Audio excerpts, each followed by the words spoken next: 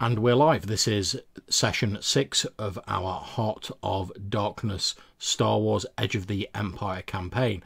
Now, last session, on their way to find out about this mysterious Dark Star, this potential ancient separatist weapon, our motley collection of Zan Consortium mercenaries and hirelings were approached by a Rhodian bounty hunter called Mern Bro, who offered to cut them in on a deal where they were planning to attack a lightly guarded Imperial medical frigate, and they were going to rob this ship, take all the sweet Bacta off this ship, sell it on the black market. But they needed an Imperial looking vessel to allow them to get close enough to the ship and to stop it from just going, oh shit, pirates, and jumping away into hyperspace. So they approached Captain Dax Wasiri, or as we know him, Tycho Madar, on the Oculus Tenebris, which is an Imperial scout vessel, and offered to cut them in if they acted as the decoy while they dealt with this ship. Unfortunately, when they jumped into this location, the Imperial medical frigate was already under attack by a capital-class gunship, which was crewed by Trandoshan mercenaries and bloodthirsty pirates. Now, at some point, one of the players, and I think it might have actually been Relbach himself, had the idea to try and stall them, since Mern Bro and the rest of them had seemingly just like fled into hyperspace. They were like, oh shit, the capital ship, bye guys, and disappeared, leaving our heroes at the mercy of this gunship that was already tractor beaming and grappling the medical frigate. They decided to broadcast in very broken intergalactic basic, expertly done by Captain Madar, that they'd got a Wookiee diplomat on board. Now, this had the effect of the Trandoshans basically saying, put the Wookiee in an escape pod, eject it, and we'll allow you to leave here and not be destroyed. They debated what they should do for some time while the Trandoshan ship was counting down after threatening to destroy them again. Eventually, Relbach got into this escape pod, taking loads of all the scientific junk and toxic compounds that are in the science bays of the Oculus Tenebris, planning to mix them together and basically come out sort of dispensing chemical warfare as he came out of the escape pod on board the Trandoshan ship. As they ejected him, Trandoshan fighters pretty much filled the area, and they were like, right, we've got the Wookiee, get yourself out of the system or we're going to destroy you. Our heroes tried manoeuvring a bit closer. Tycho tried hacking the medical frigate ship, see if he could get it to ram the Trandoshan gunship. No dice, that didn't really work, although he was able to get into their navigational systems when they started powering up their hyperdrive to work out where they were going to jump to. At this point, the Trandoshans magno-grappled the medical frigate with its sweet Bacta on board. Their fighters towed Relbach in his escape pod aboard their ship, and they jumped into hyperspace, pretty much leaving the sad end theme music playing in the Oculus Tenebris on its own in space, although they do have the coordinates for where the ship has jumped to. And that's pretty much where we're going to be picking up the session. Relbach's been captured and his fate is uncertain aboard a Trandoshan capital gunship, and let's face it, we all know how Trandoshans feel about Wookiees. And it pretty much leaves Relata and Tycho Madar sitting in open space in the Oculus Tenebris. So, if I can ask you guys to introduce your characters before we get into the main session proper. So, Rufus, if you want to go first. Sure. I play Relata, who is this giant mad dog Wookiee who has this complicated relationship with Relbach. Relbach basically has a Relata has a life debt to Relbach, but Relbach also betrayed him, and Relata wants to kill Relbach, but he can't, and he's really pissed about that. Indeed. Okay, we move on to Tycho Madar. So I'm playing Tycho Madar. Tycho is a Zan Consortium slicer and infiltrator of people and computer systems as well. He's fairly good at impersonating at least Imperial captains, not so much other forms of life, as we learned last time. He's an older gentleman, human by species. He has like salt and pepper hair. He has some cybernetics installed into the back of his head, and yeah, I suppose he's the one with the most direct connection to the consortium right now. So he's actually being paid directly by the consortium to get up to this mischief right here. Splendid, thank you very much. And last but by no means least, we go to that furry, dapper lover of treasure, Ralbak. Yeah, guys, I'm playing Robak. He is a entrepreneur that's invested a lot of money in Crowley Engine Corporation, so he's getting his pockets full of that. He's been working for the Zon Consortium recently as like a acquisition expert. He helps broker deals, find items, buy information. Right now, he has a very interesting relationship with Ralatha, as Ralatha had said in his introduction. Ralbak likes to torture him and really stress the life-debt relationship he has, but not in a million years do I expect that Ralatha is going to do anything about it, and I am growing fat and complacent with my basically Wookiee servant. Okay, thank you very much. So we start this session not as you might expect in the depths of space where the Oculus Tenebris currently floats, nor with the capital gunship that the Trandoshans have hyperspaced away in. We actually zoom in on a small jungle planet orbiting around a single star in the Mytanaror section of the mid-rim. A green planet with 3 moons covered in giant trees. As the camera pans down to the surface of Kashyyyk, we see that the once beautiful, lush and verdant surface of this paradise-like world, this Eden, if you will, has been crisscrossed with ugly scars of industry and machinery. As the camera pans down to one such installation, we see what appears to be a mining operation. Huge machines, huge diggers paw at the ground, digging up the lush soil of the world and sifting out the precious minerals that it contains. Working this mine are groups of these giant furred humanoids, Wookiees, most of them wearing control collars and large chains. Supervising each of these work gangs is a large reptilian figure, most of them equipped with some form of electrified whip. We watch as a small Wookiee stumbles and falls over. They're lashed to within almost an inch of their life by the hissing Trandoshan workmaster. There's a crackle and hum of electricity as he brutally plies this lash to the Wookiee's back. As we head inside this small mining installation, we see a slightly older Wookiee figure working at the mine face with what to our modern sensibilities would be a large pickaxe. As we zoom in, we recognise that it's Ralbak, although many years working in the Trandoshan mines on Kashyyyk have made him age before his years. His back is bent a little, his fur appears a little grey, and there are the marks of an electro lash across his back.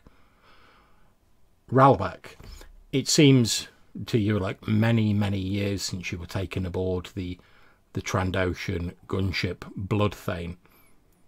After what seemed like weeks and weeks of fairly brutal torture at their hands and their interrogation droids, they eventually satisfied themselves that you knew relatively little about this dark star that they kept asking you about, and you found yourself on board a slave ship taken ironically back to your homeworld.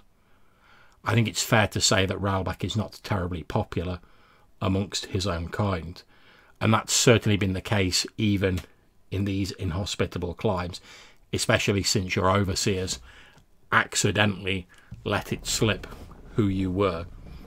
There's been a number of incidents where you've been tripped or knocked over by your fellow Wookiees, which your Trandoshan slave masters don't care a jot about. All they're bothered about is their quotas, and as far as they're concerned, the best way to get a recalcitrant slave to work quicker is to whip them to within an inch of their life. And that seems to be their only operating procedure. So, Ralbak, as you're working at this mine face with this pickaxe, there's this monotonous all around you as slaves, giving you quite a wide berth, since, as I say, you're not particularly popular amongst your fellow Wookiees. As they work at the surface of this mine face, all you can hear, aside from the crackle of your slave master's whips, is the repetitive, monotonous hacking of these pickaxes. What's going through your mind at this point, Ralbak? As I hear the picks falling like rain, Ralbak can't help but think, oh, how the mighty have fallen. I was at the top of the world. My investments were about to take off. I was about to become a trade prince in my own right, fly around the galaxy, have my own palace on Nal Hutta, my own spring full of half-naked Twi'lek women to take care of me. I was going to have the top-of-the-line ships and droids, the consortium at my very beck and call, and now I've withered away to this shadow of my former self. I can barely even talk. I've been punched in the mouth so much, stabbed on my way to the showers, kicked, pissed on, hated, but I'm still alive. And I know somewhere out there, Ralatha will be coming for me, either to kill me or to save me. Indeed, and you can't help but let a note of bitterness creep into your thoughts as you think of Tycho, Link, and Ralata jetting around the galaxy aboard the Oculus Tenebris, whereas you seem to have been stuck on this mining installation for what to you seems like many, many years. Like you say, you're surprised Ralata hasn't turned up, but perhaps they didn't survive the conflict. You've no way of telling. And as each day passes, blending into the next in this almost this montage of brutality and pure drudgery, the tiny spark of hope you have that Ralata is coming to either kill you or save you starts to dim and get smaller, but you hold on to that last tiny point of light as though it's a lifeline. One day you're working in the mines, a pure torture given that the potential freedom and the giant trees and the verdant wildness of your homes is so near, but fitted with a shock collar and these electro manacles as you are, it's beyond your reach. As you're carrying a load of raw ore in a huge basket back into the mine workings, ready to load them into the hopper machine, one of the other Wookiees who you're passing sticks out his leg and you go sprawling over it, falling to the floor, your basket collapsing to the floor, the precious ore spilling all over the floor. You look up as you hit the deck and you see one of the Trandoshan slave masters walking towards you, already uncurling his whip with one hand, using his other to push one of the other slaves out of his way as he stomps towards you, hissing in an irritated manner. Have I had a run-in with this Wookiee that tripped me before? Is he someone I know? He's one of your fellow slaves in this area. You haven't really got to know any of them particularly well because they give you a very wide berth, obviously knowing your identity and how you've forsaken their traditions, but you have had run-ins with this Wookiee in the past. I will try to spring to my feet as quick as possible and turn and face the Wookiee that tripped me and say, "What is the meaning of this? You forced me to drop the Overseer's ore." Okay, at which point, can you please make me a deception roll, difficulty 2? Okay.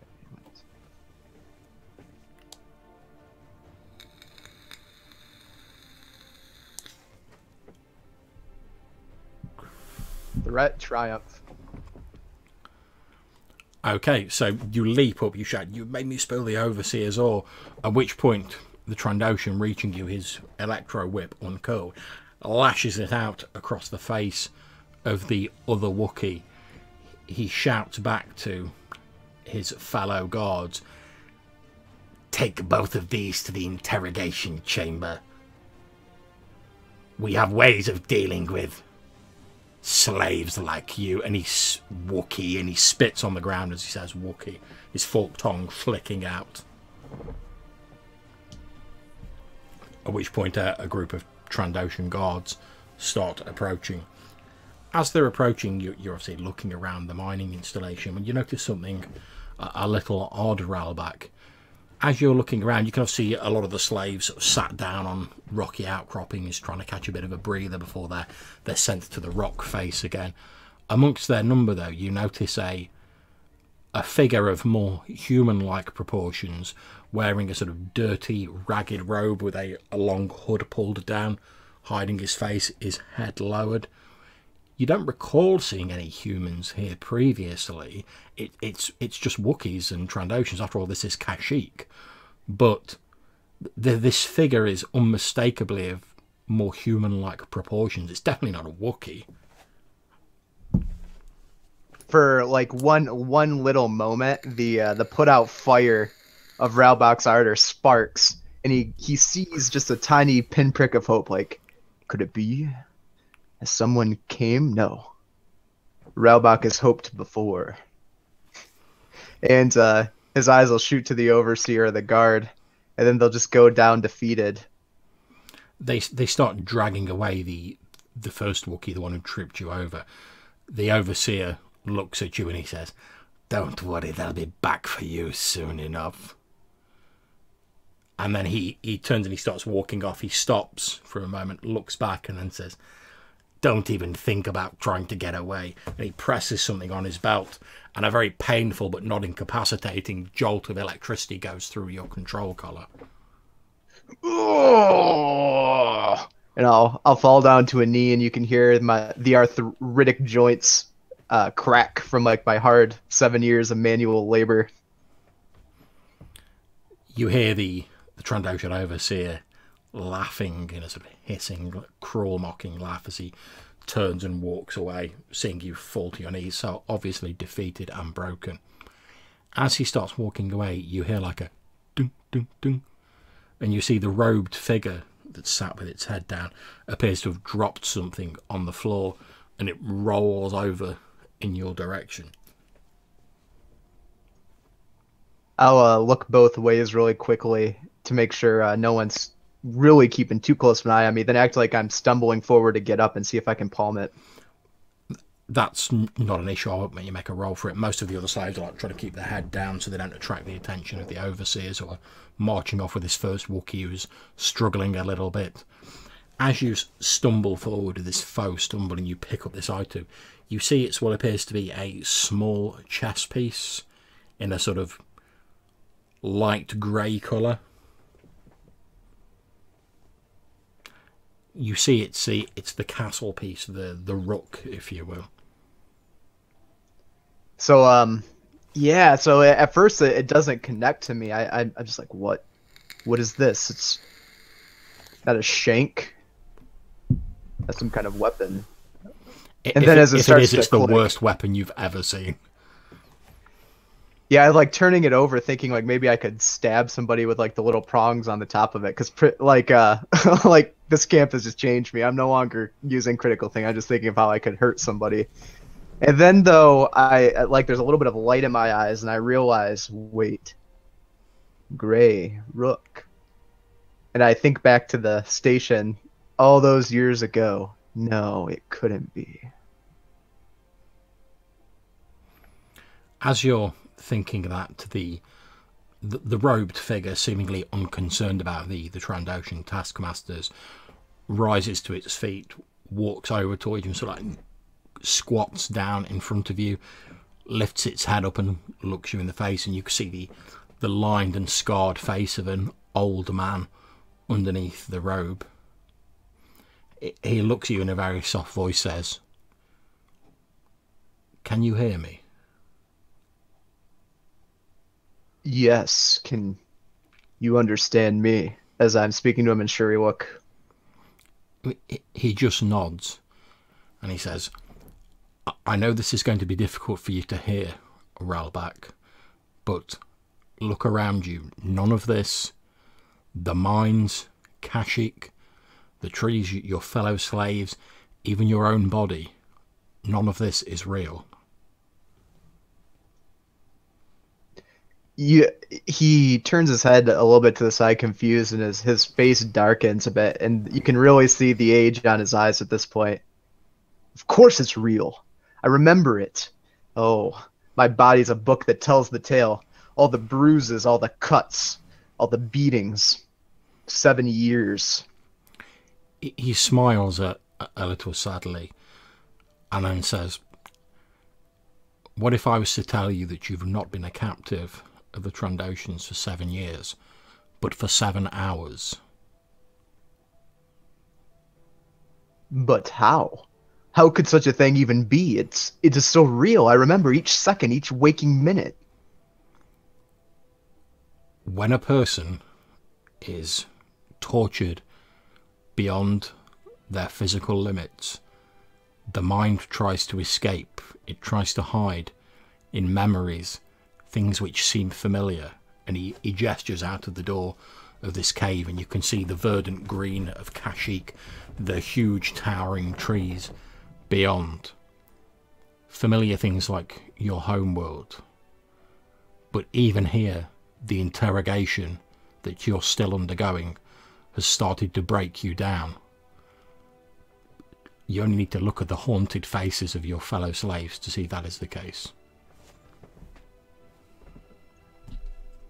I'll look down at my my beaten up, bruised, and black hands. But why? Why? What could they possibly want to know?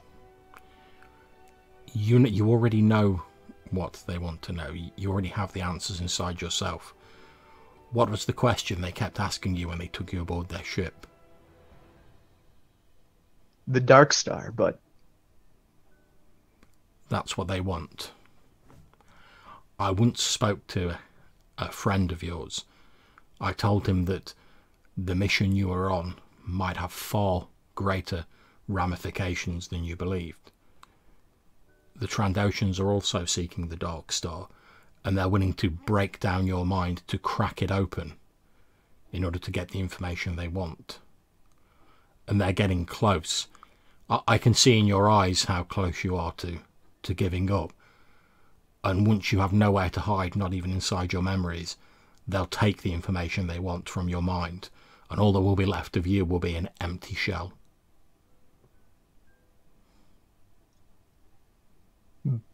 But how can I contend?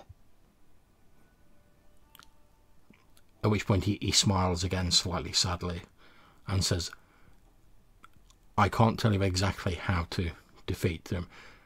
This is your mind, Ralbak, not mine. But you need to stop giving in to what they're doing to you. You need to start fighting back. How you choose to do that is up to you. He'll slowly start to nod. Fight back. I can do that. You need to evade their attempts to invade your mind until your friends can get to you. If they manage to break you and the Trandoshans get hold of the Dark Star, no one in this sector will be safe from them. And the fate of your world may be shared by many other worlds. Raubach will stand up and kind of square his body like he's trying to look a little bit regal again, even though his hair is all matted and nasty and he's just nothing. And I'll look out into the distance, trying to figure where that Trandoshan went and how long it's going to be before they come back. And I start to mentally prepare myself for an attack. Okay, as you look up, you can see the sort of the work face extends about maybe 50 feet on either side of you. To your right, down at the far end, is a door which leads to an elevator heading down to the the underground mine workings, and you know that the Trandoshans have an interrogation room down there, which is a fancy way of saying it's a room they take to beat up the slaves who aren't working well enough. You've probably been there a few times yourself. Depending on how long the first Wookiee they've taken holds out, it may be a few minutes, perhaps even an hour if you're lucky.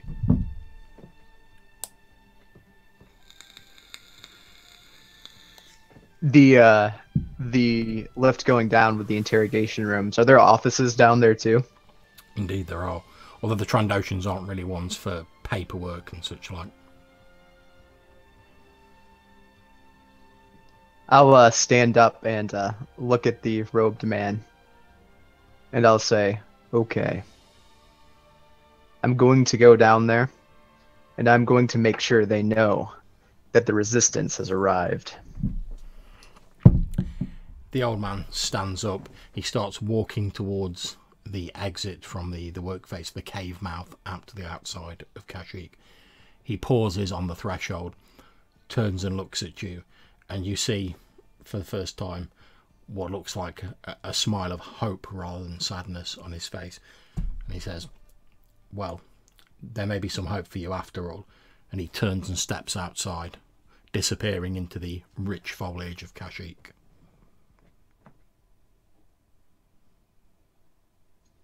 I'll crack the knuckles on both of my hands and take a deep breath. And prepare for the beating that I'm going to give these Trandoshans, return to them tenfold from what I've taken the last 7 years of my mind. And I'll start pacing towards the lift. Okay.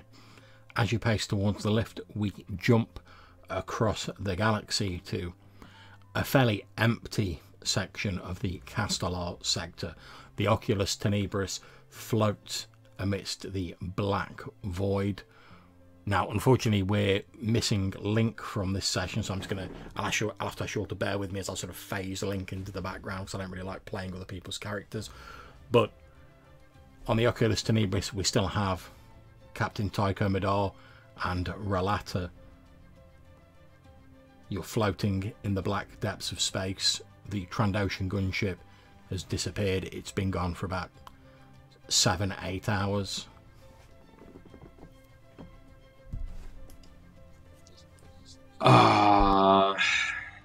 So I have the coordinates that they jumped to, right? Correct. Or some way of following them, yeah. The distress signal went out, so did any Imperials show up? No Imperials have shown up yet. However, as we've said previously, you know that given the rumours that the Empire is building a super weapon of some sort at the moment, a lot of the Imperial presence was pulled back from non-essential sectors like this sector, the Castellar sector. So it may be a long time before any sizable Imperial presence arrives. They've mostly got a few survey vessels like the one you're now in, and a few long-range scientific vessels. There's no like fleets of Star Destroyers or anything like that knocking around in the system.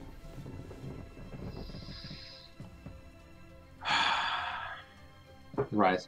So we've probably been discussing what the best way to proceed would be with the Link and Relata.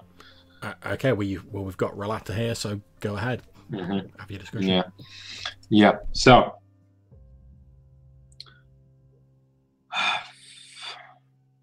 the facts are, my good friend, they outgun us to an incredible degree. I'm a fairly good pilot, but can't dodge that many turbo lasers. Rawpack is inside, so that might be an asset, but do you have any ideas how we knock a heavy gunship out without actually having that many guns of our own, Relata? You're muted, by the way.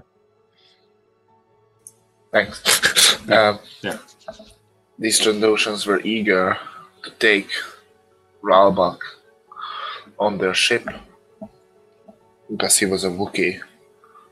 Maybe if you tell them that I'm here,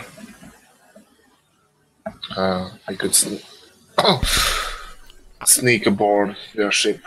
As you're saying this, Tin Man, who's been sort of like knocking around, sort of like not really knowing what to do with himself since Ralbak was taken, says, I'm not sure that's entirely wise, sir. After all, the last time we told them that there was a Wookiee on board, well, it didn't work out so well, sir.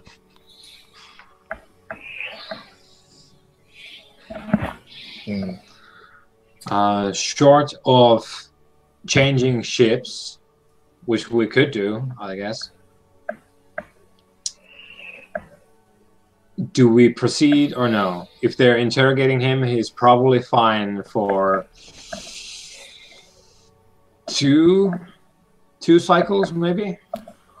You do remember my previous speech about the fact they have 7 words for entrails in the Trandoshan language, sir? Yes, well, Wookiees are very big. Indeed, sir. A startling observation.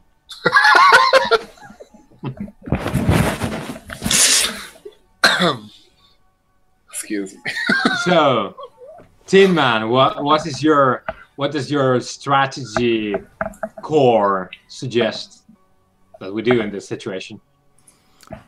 Alas, sir, I'm not a high-profile tactical droid. I have relatively little experience in those things, and my programmed loyalty to my owner forbids me from suggesting that we just leave him and go about our business. Yes, well, they are.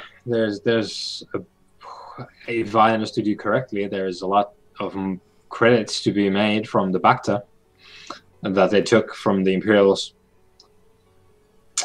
Now we just need to figure out our approach angle. As you're saying this, Tycho, obviously you're sort of looking. This is unlike the ship's comms. You still got all the instruments to hand to point at the ship. Your proximity sensors start going off. You're registering a number of vessels entering the area that you're in, coming out of hyperspace.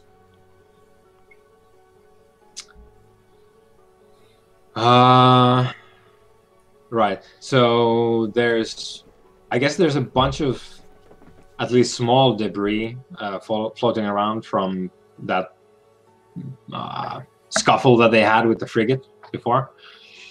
So I think I'm gonna just vent some gas from our engines and just like tilt the whole ship a bit, so it looks like we're like leaking essentially like space engine fluid and sort of like spinning out of control, trying to mask like battle damage.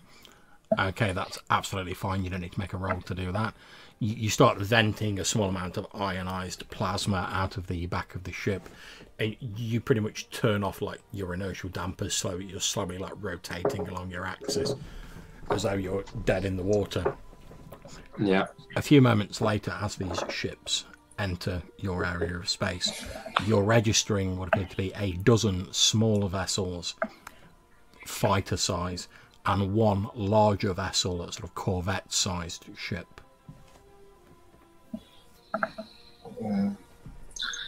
Trying to get a reading on the computer. Are they Imperial or? Okay, make me a computer's roll, difficulty 2. Computers. By the way, you have all the gunnery controls like down there at the computer that you are at. Like there's still so. If you want to start shooting. By the way.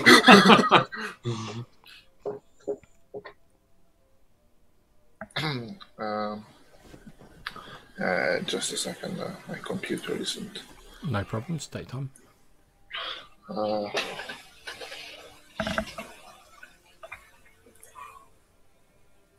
Is this wrong?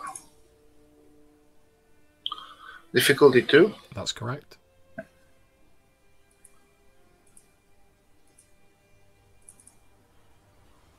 Okay. It's 2 success and advantage. Okay, as you're looking on the computerized scanners of the Oculus Tenebris, you can see that the larger Corvette-style ship is a Hammerhead Corvette, and it appears to have 2 fighter wings of Z-95 Headhunters, one on the port side, one on the starboard side. They appear to be sort of slowly moving towards your previous position, although you've obviously moved slightly. Okay. Do they have any sort of identification? No, in fact, it's quite odd. There's a noticeable lack of any distinguishing identification on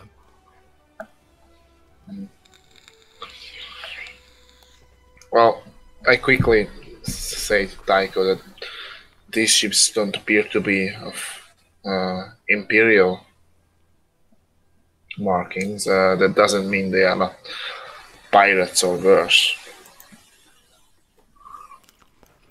There's probably more like opportunists to pick up the medical frigate that we lost 7 hours ago. Let's wait until they hail us. In fact, as you say that, Tycho, the comm light starts flashing on your instrumentation panel. Yep. Gonna push that, but not say anything. I'm gonna let them push do it, and you hear a familiar Rhodian voice say, "This is Mernbro to the Oculus Tenebris. Are you receiving us, Oculus Tenebris?" Yes. Yes, we are. What is your current situation? Some battle damage. Reactor leak. But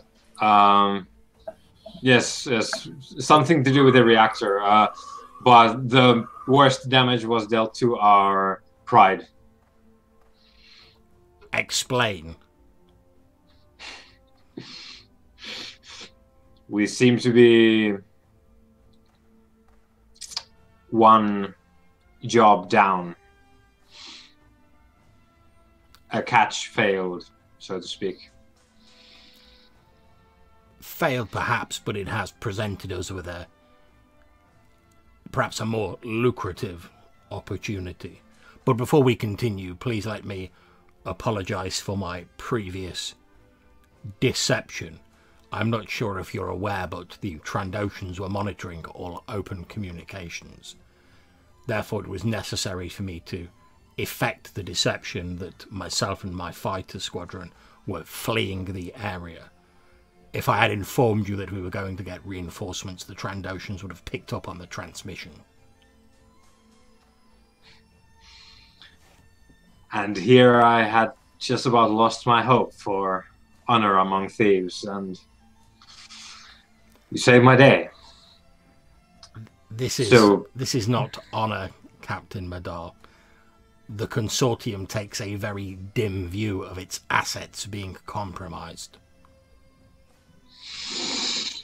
Speaking of, I presume you have a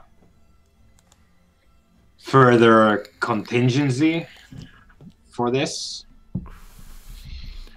We have been aware for some time that there is in the lack of an Imperial presence in the sector, there is a large-scale Trandoshan operation, pirating vessels, breaking them apart, stealing the cargo, enslaving the crews, etc. However, we've never been able to pin down their exact location. It was my hope that when we left this sector, that when we returned with reinforcements, they would still be here, and we could capture them. But alas, it appears we are too late. Yes, our, although formidable, weaponry could not hold the Trandoshans here. Witness our efforts, though. I just let a little bit more of the plasma.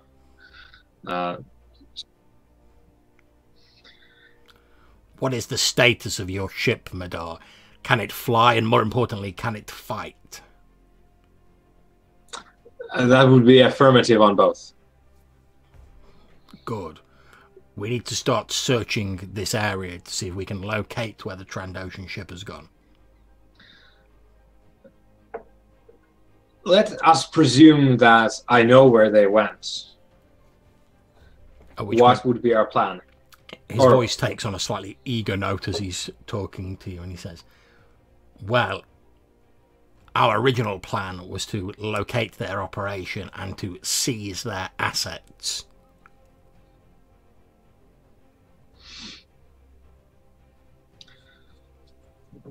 Right.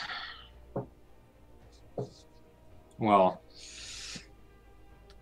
I presume you have some idea of the size and capabilities of their operation, considering that you went for backup. Indeed, we were unaware that they had a capital class ship. We knew they must have some sort of long-range vessel to refuel their fighters, operating as a mobile base command.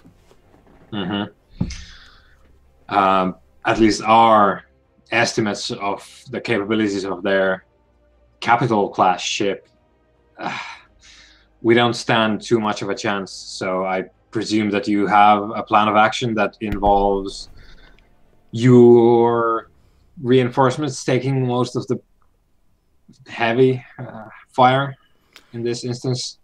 It is our hope that our Hammerhead Corvette Obsidian Command can engage their capital ship and tie up its resources whilst we assess the situation and formulate a fuller plan, since we do not currently know the full extent of their resources. However, it is our intention to make them our resources.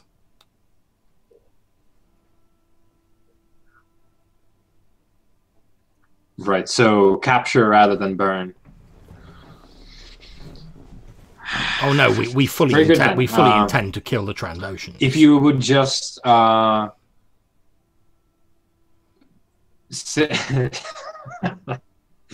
if you would just send over sorry, I didn't catch that. He's basically just said they intend to kill the Trandoshans. Oh. Yes, that's all well and good. If you would just send over your acceptance to my request, navigational slave control, and I send out the ping. Very well. Slaving systems now. At which point you get like various pings back from the two fighter wings and the Hammerhead Corvette that have effectively slaved their drive systems to yours. Yeah. I close the plasma leak and start firing the Navi computer up. Make the jump. And I'll talk to Relatha and Link as well on board to inform them of our arrangement with Mern Bro and the backup that we are going to get from them, since we're kind of in the same operation right now.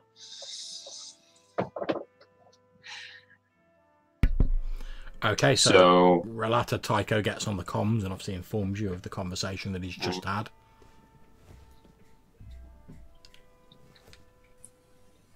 Yes. I mean. Yep. Okay, so Tycho, can you make me an astrogation roll? The difficulty is 1 purple and 1 red. Alrighty then. And yeah, 1 purple, 1 red.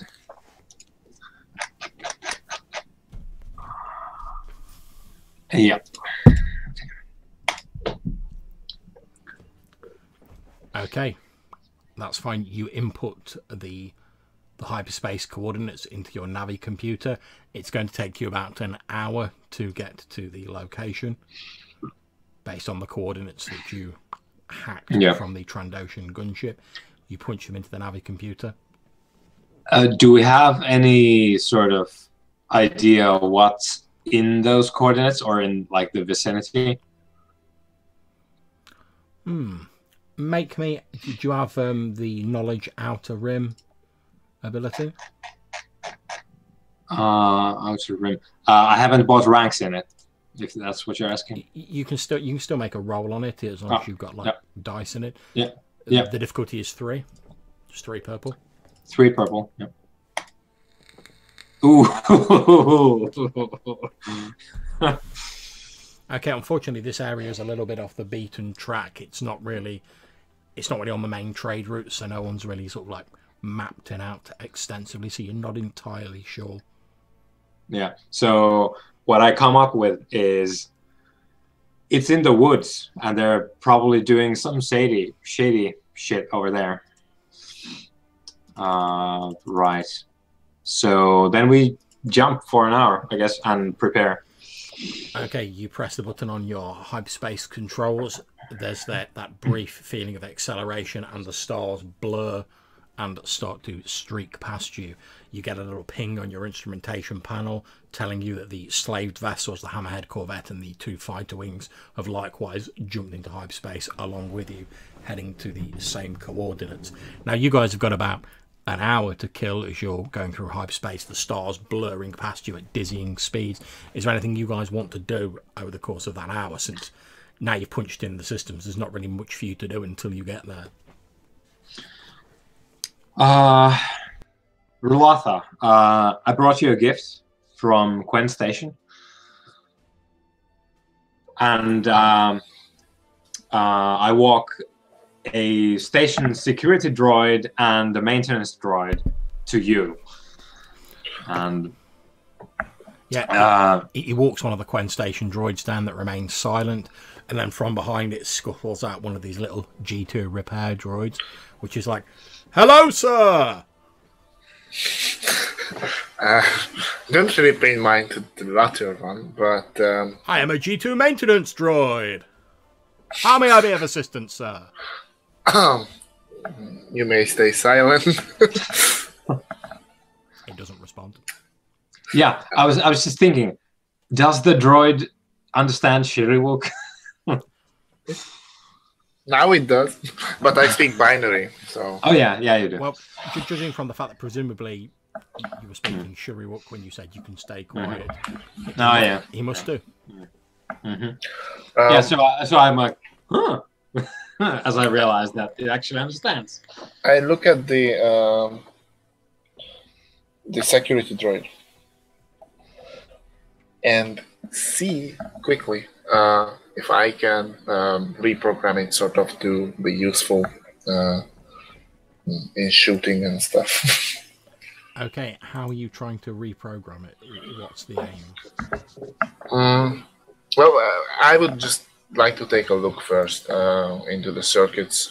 I have my trusty little data pad. I hook it up and see what sort of programming he has. Make me a mechanics roll. It's difficulty 2, but one of them is red. Okay.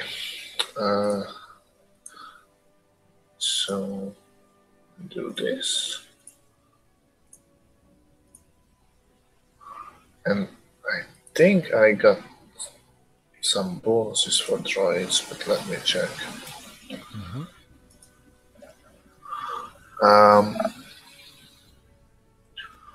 Ironically, if you want to use the G2 maintenance droid to help you, you will also get a boost dice. Now I can remove a black dice, and I can, yeah, that's what I can do. Okay, but then I'm going to say to the G2 maintenance droid, help me. And because I have improved speaks binary, I get an extra blue dice, so I get 2. Indeed. It doesn't give any response, but when you ask it to help you, it moves alongside and it will follow your instructions, as you're like, all right, remove that circuit board there, like, cross these wires, etc. Yeah, let's look into this one. I looked into it. Okay, so straight away you get a readout on your datapad telling you of the security droid's capabilities. It has a built-in blaster pistol in one arm.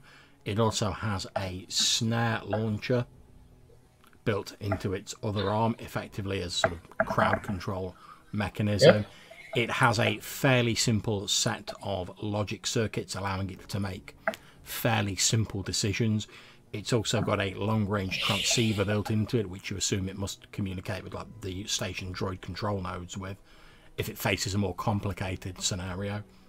You notice that in its programming it is built in that it's only programmed to actually take a life if basically the station personnel or the station itself is under direct threat.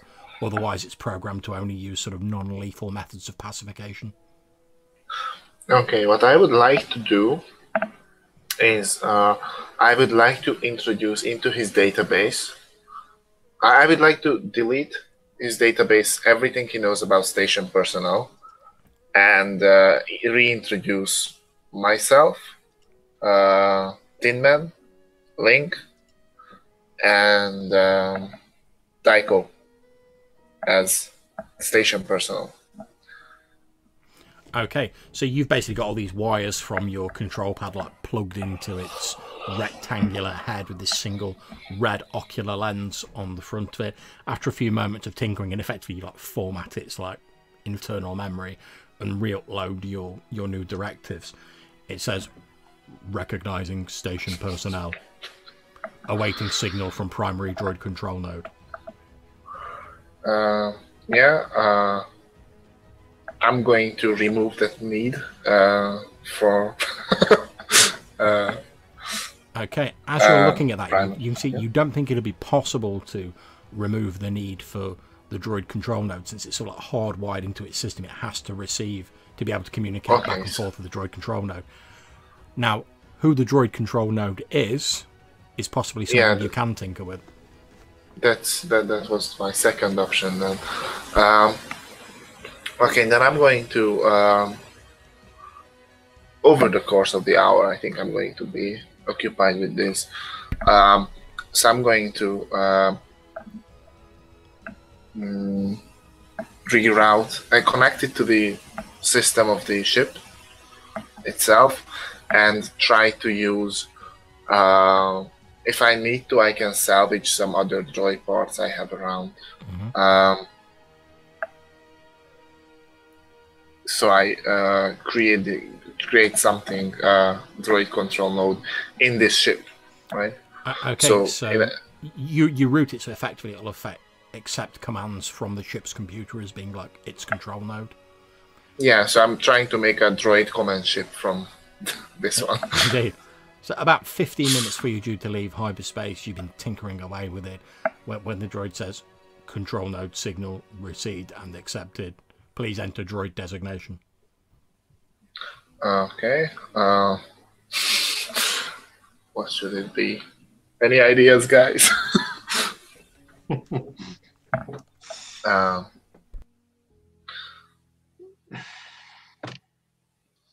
I'm really bad with this.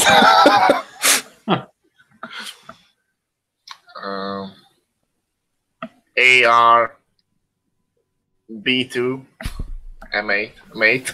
Okay, M8. Let's call it M8.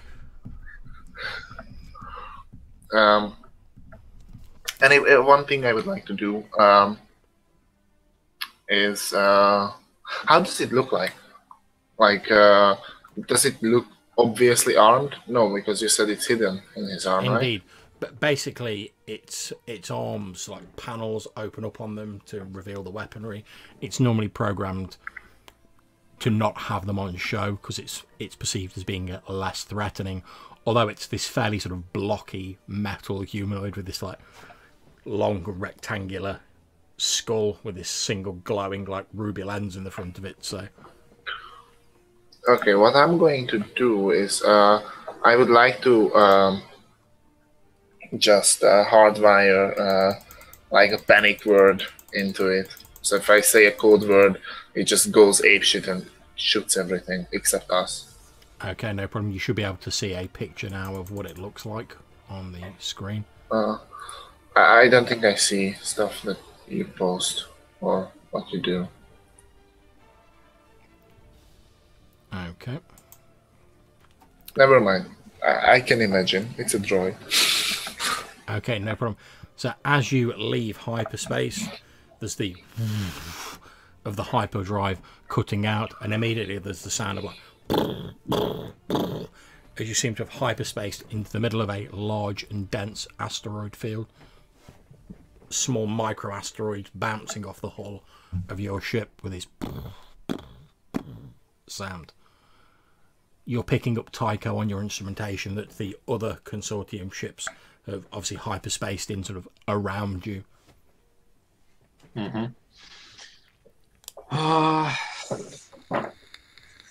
Oh shit! Well, our scanners are probably going haywire.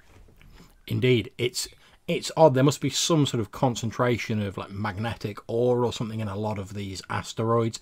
It's causing your signals to ghost and bounce around a lot, making it very difficult to get an accurate reading. You think you're only picking up the consortium ships because they're so close to you.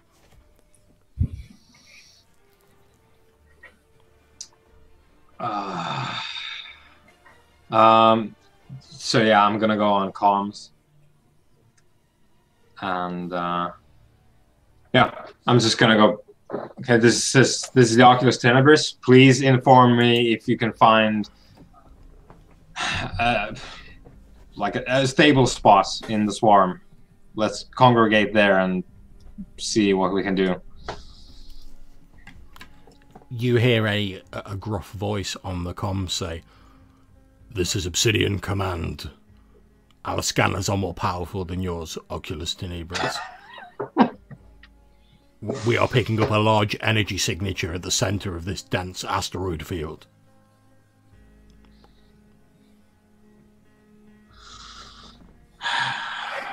I don't suppose you can read individual craft, Obsidian Command.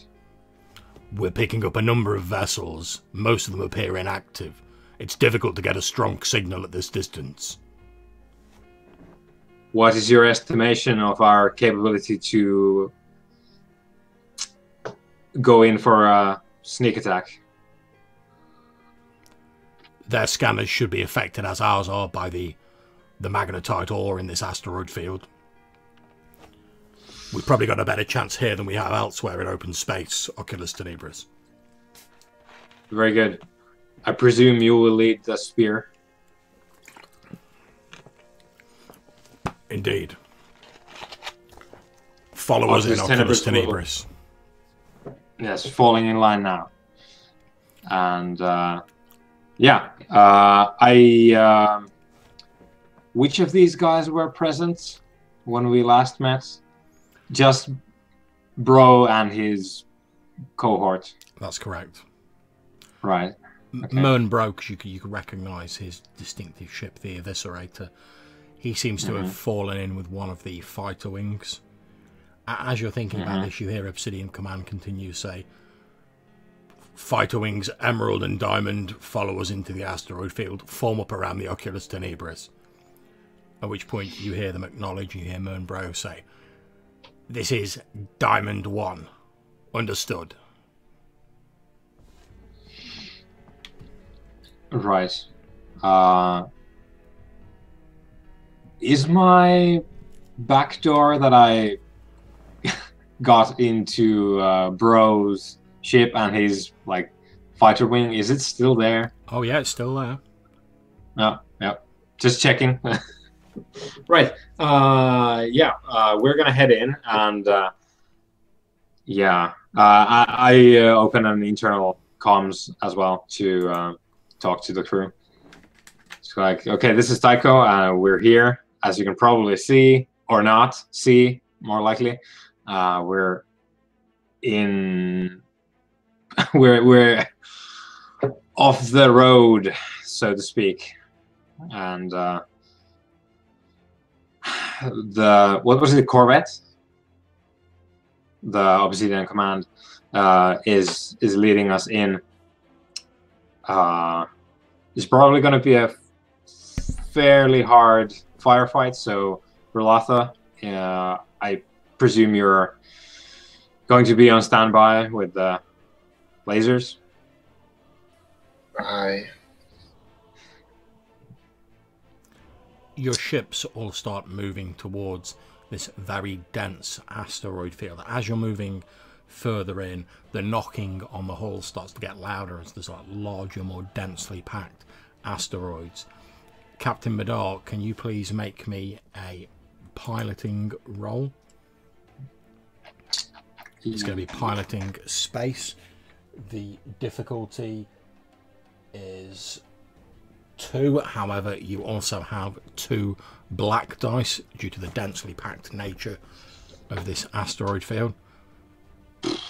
I'm going to use one of those. And that upgrades my die, right? That's correct. Yep. So 2 purple and 2 black. That's correct. Yep. Here we go. Okay, as you're maneuvering your way through, your ship is hit by a number of sort of fairly large asteroids, causing 5 points of hull damage to your vessel. A couple of like non-essential components get smacked, like, you know, like the obligatory antennas, etc., and satellite dishes get smashed off the hull of the Oculus Tenebris, and the nice new paint job that the Quen Station personnel had put on it is probably looking a bit shabby again now. However, aside from that, your ship is largely unharmed, mostly thanks to the fact you've got some shields which deflect a lot of the sort of minor meteors away from it. As you continue making your way in, eventually the asteroid field appears to thin out, and as you move into this odd area of almost like open space at the center of this asteroid field, you can see what appear to be a number of derelict vessels. Each of them is surrounded by several large asteroids, and as you watch, you can see what appear to be tractor beams from these asteroids literally pulling apart these derelict ships. You recognize one of them as the medical frigate that you were previously pursuing, and at the very center of this asteroid field is the huge, imposing vessel, the Bloodthane, this capital gunship.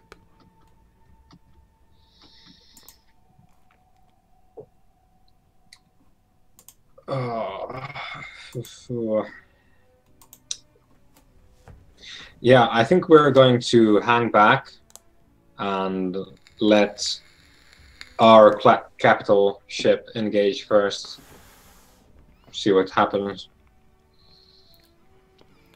As you're moving towards this less densely populated area at the center of the asteroid field, you hear a comm go out saying, "This is Obsidian Command. We're preparing to engage the capital gunship. All fighter wings prepared to break and attack. We need to find a way to take out those tractor beams. If they lock onto us, we'll be dead in the water." You hear the various acknowledgements from the fighter wings. Then the Obsidian Command continues and says, "Oculus Tenebris, if you can do anything about those tractor beams, now's the time. We're not going to have the time to spare once we engage the capital ship. We should be able to draw their fire long enough for you to do something, though." Can I shoot from where we are now? Yeah. I would like to shoot them. Okay, not a problem. Make me your gunnery roll. It's difficulty 2, however one of them is red. Okay, here comes the problem. I don't have my modded rifle with me when I'm shooting in space. Okay, so we launch you in a pod. It's very true, man. As the old saying goes, in space no one can hear you. Slap some modifications on your rifle. Is it 1 purple, 1 red? That's correct. Okay. It's a hit. Okay, you fire. Are you firing at one of these tractor beams, or? Yes. Okay, so laser fire lances out from the Oculus Tenebris, hits one of these asteroid emplacements that seems to have like a tractor beam installation on it. After a few moments of like bombarding it with laser fire, the asteroid starts to break up. The luminous green of the tractor beam flickers and then disappears.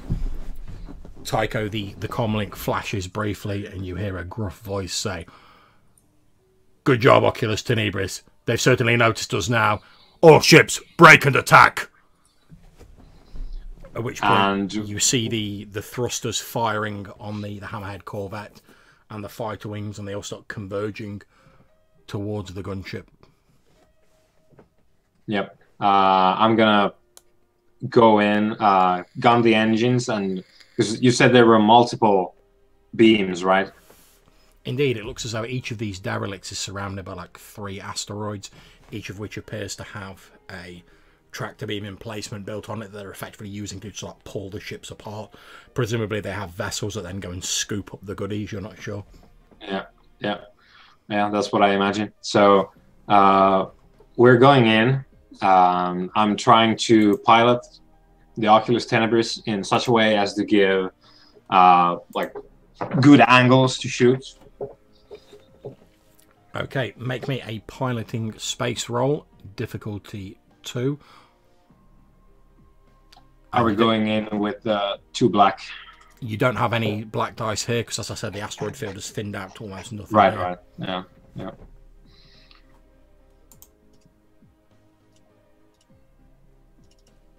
And 2 purple. Yep. Can I use one of those again? Come on. Oh, there we go. Okay, so you can effectively give a boost dice to Rolata's next gunnery roll. You pilot your vessel, expertly dodging the few asteroids that are in this area. The area has started to fill up with turbo laser fire as the Hammerhead corvette and the gunship start exchanging fire. They appear evenly matched, but as you watch from the front of the Trandoshan gunship, you see what appears to be a swarm of fighters exit the ship. They're immediately engaged by Emerald and Diamond wings, and you see laser fire flashing between them, the odd flare briefly as ships start exploding in the vacuum of space. Like using the superior positioning that was granted to me by Tycho's piloting, I turned the turrets toward one of the tractor beam what's asteroid? Yeah. And Okay. pew pew. Make another gunnery roll, same difficulty. Ooh. What? Wow. What? Okay. What the shit? So, with that, what I'm going to say happens is, effectively, thanks to Tycho's superior piloting and the fact that no one's really paying you a lot of attention because you're not doing any shooting at actual ships, effectively, Rolata, you're going to be able to like clear out this entire area of like these tractor beams as Tycho sort of weaves in and out of them, and you're like firing your laser fire at them. So feel free to narrate how you guys go about that. Okay, I'm still worried about the despair though. We'll get to that. Okay, so basically Tycho does, I don't know, a barrel roll or something with this giant ship, and because of this, I'm able to shoot 360 all over everywhere, and shoot down several asteroids, and one of them starts a chain reaction, and the tractor beam just malfunctions and draws the other asteroid near itself. They collide and it explodes, and it's all very cool looking. Indeed. I'm basically doing like a corkscrew, allowing you to get the 360 footage, and I guess as the asteroids explode, I do the corkscrew like through the. Well, it wouldn't be realistically, it wouldn't be a fireball in space, but this is Star Wars, so of course. But this is a fireball. Of course it is. It's a fireball. It's a fireball in space, and I corkscrew the Oculus Tenebris through it, and then, John, and then. Go ahead. No, I mean it's the despair. Ah, right. I see. So basically, what happens is, as you say, you corkscrew magnificently through these asteroids with these tractor beam emplacements on it, tumbling end over end, corkscrewing, laser fire flashing out. It's like Rolata doesn't seem able to miss a target. Every shot he shoots hits one of these emplacements, and it explodes in a brief plume of atmosphere. As the last one explodes, the last of the air and the atmosphere fleeing from this emplacement, causing this brief but huge fireball, which the Oculus Tenebris bursts through, corkscrewing a few bits of scorched paintwork flecking off and drifting into the black abyss of space. All that lies in front of you now is the huge, imposing vessel, the Bloodthane. However, your daring heroics, spectacular as they were, and they were spectacular, have certainly got the attention of the Trandoshan forces in the area. And you notice one of their fighter wings detaches and starts heading towards your position.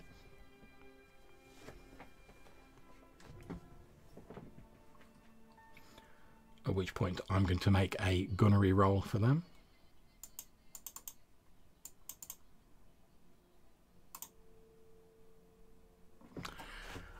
Okay, they fire salvos of laser fire towards you. However, they're unable to match your magnificent flying, Captain Tycho, and you corkscrew and barrel roll with the best of them, nimbly avoiding their fire. However, there's now like a wall of about a dozen fighters between you and the larger Trandoshan gunship. On your comms, you hear Obsidian Command say, "Launch proton torpedoes! Fire one!" And you watch as you see this like proton torpedo like, spiral through space. It hits the Trandoshan gunship, and there's a huge explosion. And we pause the scene of dramatic space combat there to jump back to Ralbak. Ralbak, you're waiting in the mines. You see the Trandoshan overseer steps out through the door, obviously having dealt with the previous Wookiee, and he starts walking towards you, uncurling this electrified whip. But as he's walking towards you, in the background, dimly, you can hear like...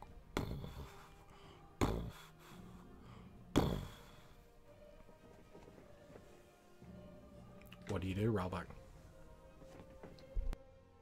Think to myself that the illusion must be starting to falter, that something's happening back in the real world. So I'll lower my shoulders and yell at him, "Trandoshan! I've had enough! Your time is nigh!" And I'm gonna run and attack the shit out of him with my claws. Okay, that is absolutely grand. So at this point, I know it sounds slightly odd, but I'm going to ask you, can you make me a discipline roll, difficulty 2? Yes, okay. 2.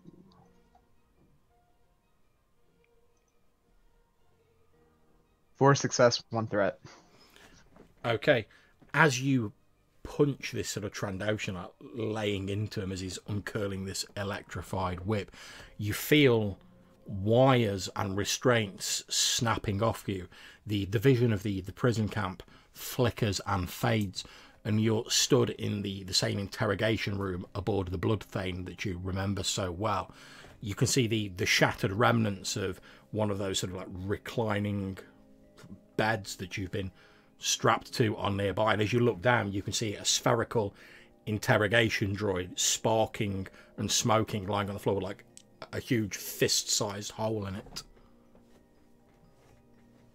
Oh my, he was correct! I was a prisoner of my own mind! And my eyes will go to like the instruments, looking for something medical, perhaps a stim pack or Bacta or anything. Okay, that's absolutely fine. Can you make me a streetwise roll, please? Difficulty 2. Okay. 3 failure, 3 advantage. Okay, you don't see any signs of like stim packs or anything like that in the room. However, as you're looking around, you can see that there's more damage to the room than you just like breaking out of your restraints. It looks as though the ship suffered some sort of damage, like half the instrumentation, which must have been maintaining this interrogation booth that you were in, appears to have been damaged, as though and you can hear like the sound of impacts thudding into the ship's hull. Perhaps that's what broke you out of this mindscape you were trapped in. You're not sure. Could I make a knowledge check to try to figure out how heavy the bombardment is. I think the ship's under. Like, would I think this is like a small sortie against the ship, or like is it getting bombarded by something big? Okay, you can make me a knowledge warfare roll, difficulty 2. Okay.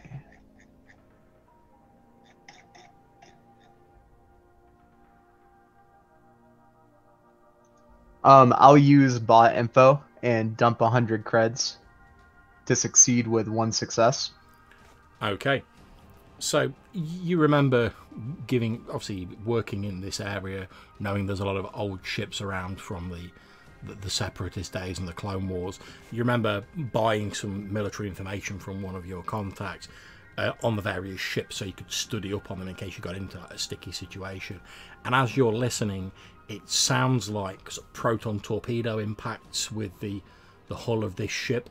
There must be a fairly decent sized ship, almost perhaps the equivalent of the gunship itself, engaging it at least. You can also, if you strain your hearing, hear the sound of smaller laser fire outside, so you know the Trandoshan ship had fighters, so perhaps their fighters are engaged with other fighter craft. Oh no. Pitched battle. What have the Trandoshans kicked up now? Ugh. He'll grit his teeth and then say aloud, "No, this is my chance. Need to find a weapon and see what I can sabotage." Indeed, the advantage you do seem to have at this point is that the bombardment that, like I say, disabled a lot of the machinery and equipment in this interrogation suite appears to have also disabled the alarms in this area.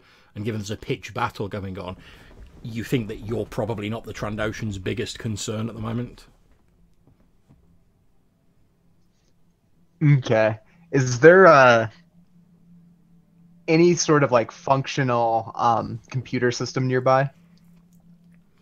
You can see there is a small sort of flickering console. The power seems to be like getting interrupted on a sporadic level, but you might be able to coax enough functionality out of it to use it. Okay, yeah, I would run over through it quickly as the ship's like shaking, grab it with my hands and start trying to punch in something on the interface to bring up a layout. Just looking specifically to see if I can find where the armory's at. Okay, make me a computer's roll. It's difficulty 3 and you have a black dice due to the poor condition of the computer console. Okay. I'll use a destiny point. Absolutely fine.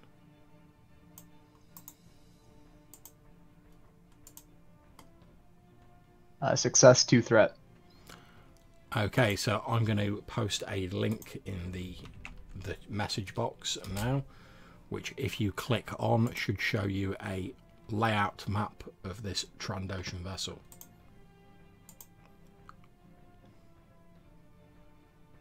And you're able to bring that up on the screen. However, it's flickering quite badly, and also as you're sort of having to reactivate a few of these systems to bring up this map, you accidentally trip the alarm systems. The lighting in the room instantly goes red, and there's this boop, boop, boop, boop.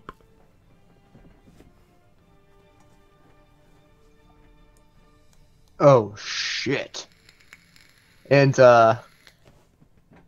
looking frantically, do I see any immediate weaponry in the room, even if it's makeshift? Like, I'll go with anything I can even bludgeon somebody with. The only thing that you can really see that would serve as a weaponry, apart from like pieces of metal and like random things like that, is there are a large number of like needles and unpleasant cutting devices on the wrecked torture droid that's lying on the floor.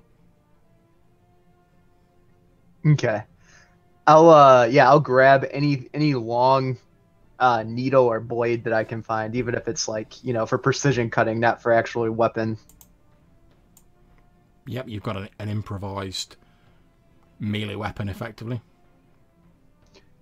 All right, so not finding the armory that I'm looking for, but getting like a general schematic. I'll take it. I'm going to can I tell by the way the ship's moving which side it's getting bombarded from? Okay, if you look at the map, you'll see I've moved the green dot to roughly where you are on the ship. It's getting bombarded on the side that you're on, Okay. All right. I'm going to go to the door and start trying to peek out into the hallway with the intent of making my way to the turbo laser power grid. Okay, that's absolutely fine. As you're peering out the door, you can see what appears to be a large number of Trandoshans running up and down the halls. They're hissing at each other in their own language. Normal sort of battle situations are effectively like getting to their battle posts. A number of them are dressed as though they're going to be piloting vessels. You would assume they're perhaps heading to the fighter bays.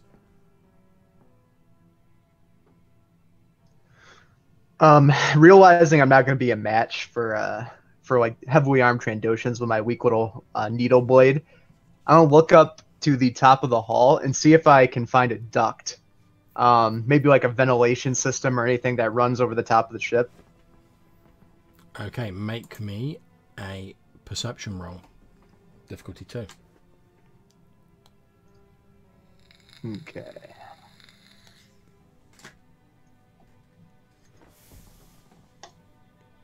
Two success, 3 threat.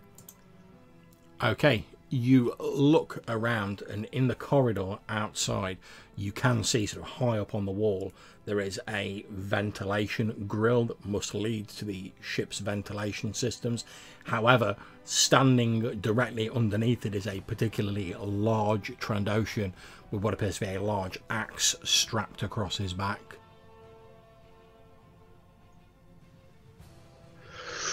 I'll breathe in deeply, realizing this is my best shot, roll out into the hallway and yell, "Hey, Trandoshan, got a dust stick?" And fling myself at him. Okay, well, obviously he's quite surprised by you bursting out of the room and shouting about death sticks in Shriwuk. So you'll get to make the first blow effectively. As he turns around and sees you, his fanged maw hangs open and he reaches back to like pull his axe off his back, but before then you get a chance to strike. Okay, does he have any defense? He does not have any defense, no. So I'll aim one time. So 1 success, 1 advantage. Okay, what's your damage? That will be 4 points of damage. Okay, the Trandoshan staggers backwards as you sort of barrel into him, wielding one of these cutting implements, slicing him shallowly across the chest. However, as he falls back, he pulls out his axe with both hands and stands facing you, his greenish blood dripping from the shallow wound on his chest. You see him twist the handle of the axe, and there's a as energy starts to crackle around the blade. His face twists into a leering grin. A forked tongue flickers out from between his fangs, and in a hissing, spitting language, he says, "And now you die, Wookiee." And he throws himself at you. Do you have any defense? I'm guessing they probably stripped me down, right? They didn't let me keep anything on me. No. Yeah, I don't got anything then. Okay.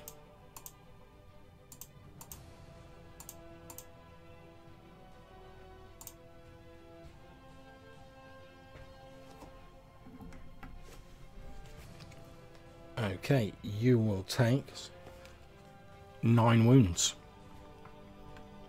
Does what's the pierce on the Vibro-X?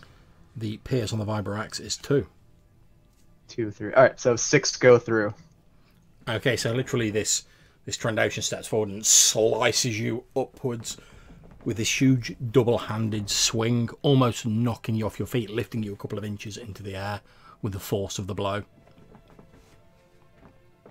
Oh! You see, I will. you see him as he does so. He sort of takes his axe in one hand and he reaches out to a console on the wall. So looking past him, you can see it appears to be some sort of communications console. He's obviously trying to summon reinforcements. Okay, if he's got me like up against the wall with his axe, basically from the blow, I'm just gonna cut both of my hands and bring down the sledgehammer. Go for it. Make your attack roll. All right, I will use a destiny point on this one. Very wise. And given the circumstance, I'm also going to double aim.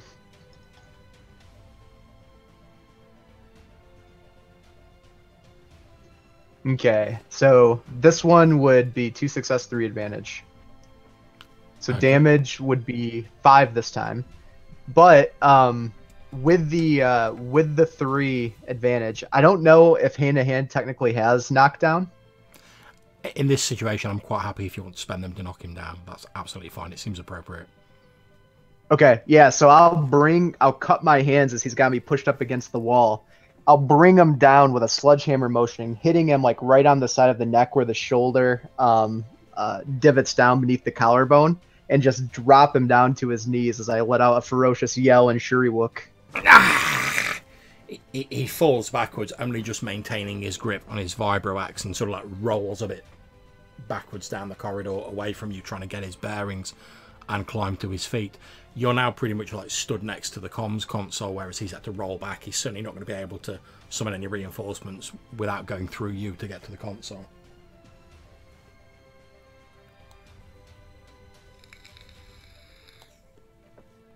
And because he's getting to his feet, effectively he'll just be using this round to get to his feet, get his axe ready, but he won't actually get to make an attack this round. Okay.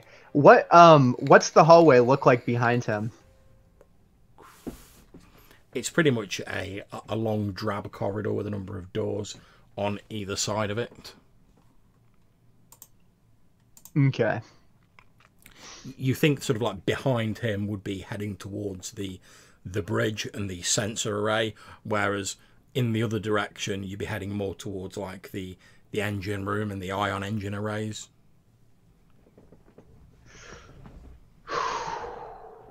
I will, since I've given myself a little bit of space and he's like recovering for another attack, I will jump up and see if I can rip that grate off of the tunnel, the ventilation system. Ripping the grate off is not a problem for someone of your stature.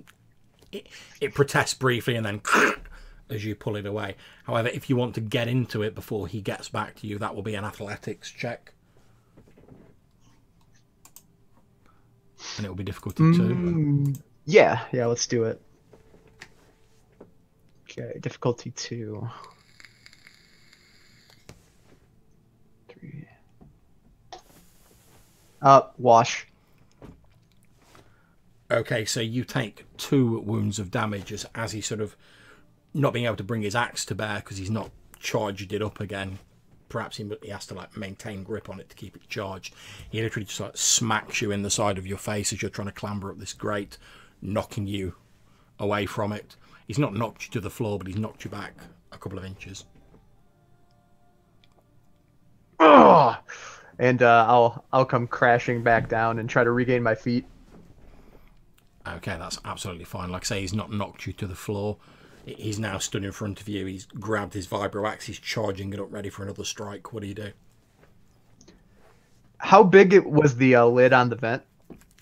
The lid on the vent was about 5 foot by 5 foot, a sort of square metal panel that you just pulled off. If it's laying nearby me on the ground, I'd like to use a maneuver to pick it up and then use it as an improv weapon. That's absolutely fine. I'm not going to say you don't have to use a maneuver since you pulled it off. It was effectively in your hands already, so you could have just kept hold of it.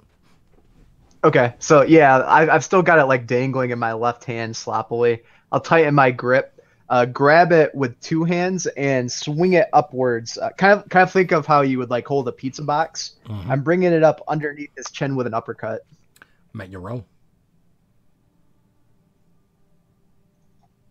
And I'll use that last destiny point. Of course, I'll double aim. Of course.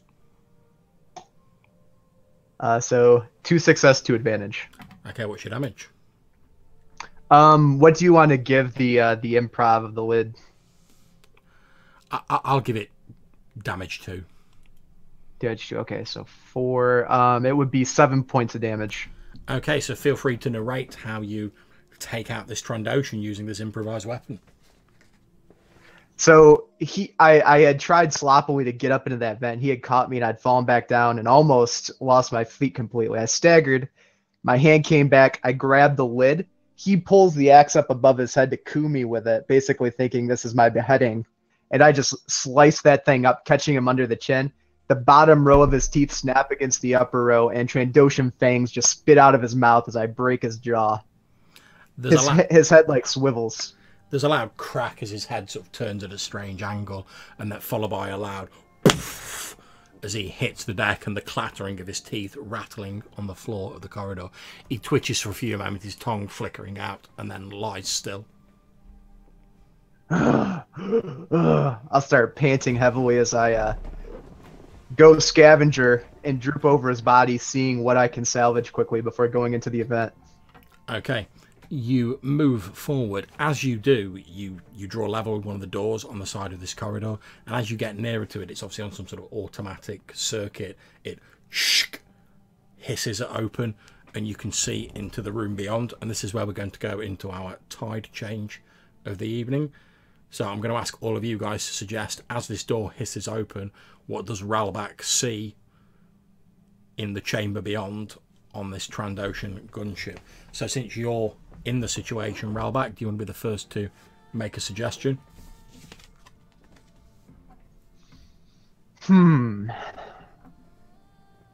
I would say what I see is an HK droid coming to investigate the disturbance in the hallway. Okay. Man, you're just giving me more ammunition. Okay, so Tycho, what does Ralbak see when the door hisses open?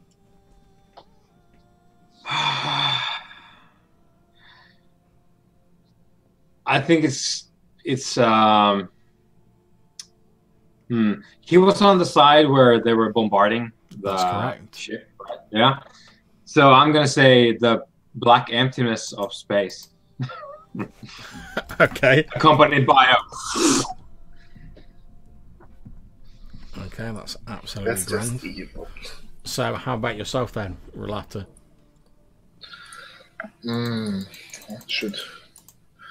What should we have here? I'm going to say that it's an observation chamber, and there are computer screens, and on the computer screen he can see a whole video of himself confessing to the Trandoshans everything he knows about the Dark Star. Nice. Okay, so for anyone who's watching who's not aware, what we're going to do now is we're going to have a 10-minute break. I'm going to post these options on the Tides of Change Facebook group. Whichever one gets the most votes, or whichever ones get the most votes, are the plot twist that we will go with when we return to the game. So we'll take a 10-minute break now, guys. When you get back and you're good to go, just switch your cameras back on. I'll get these posted up and we'll rejoin the action in 10 minutes.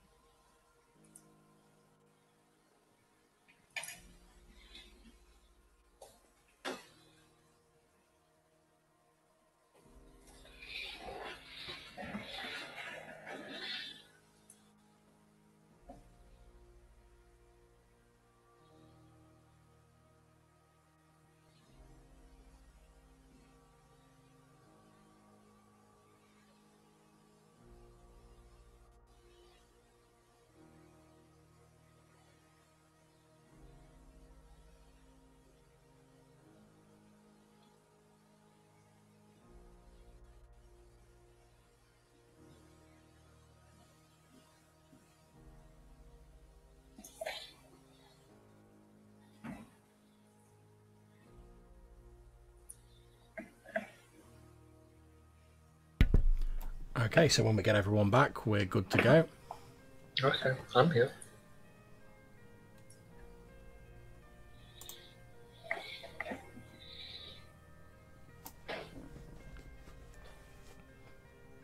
How are you finding the session so far, Rufus? I'm enjoying it.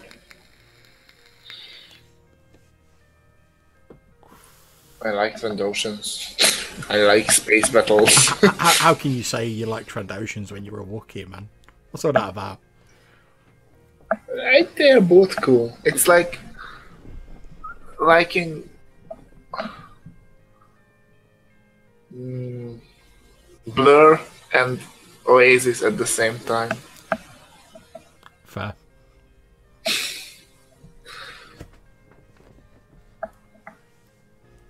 Not that I do any of those, but Oh, no, obviously.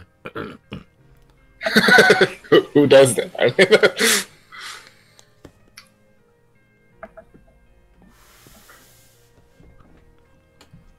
no, I painted a bit of my TIE Interceptor. Nice. So the models don't come pre-painted then? They do, but Oh, okay. I'm just customizing them. That's cool. No, when I used to do miniatures gaming, I always used to enjoy like the painting of them. Yeah, I love painting. I'm really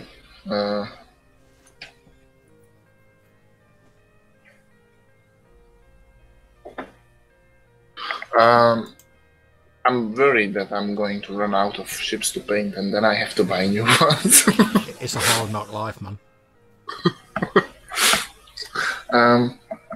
No, they all come pre-painted, but you know how the episode 4 ships were used to be like this gray-white, Yeah. and the episode 5 and 6 they used to be like this bluish-gray. And the models are like that too, and I just paint them all the same. And I don't know if you can see it, but like a TIE Interceptor. Yeah.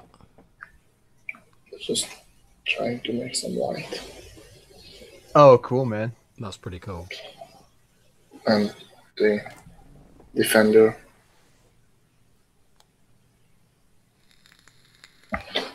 That's awesome.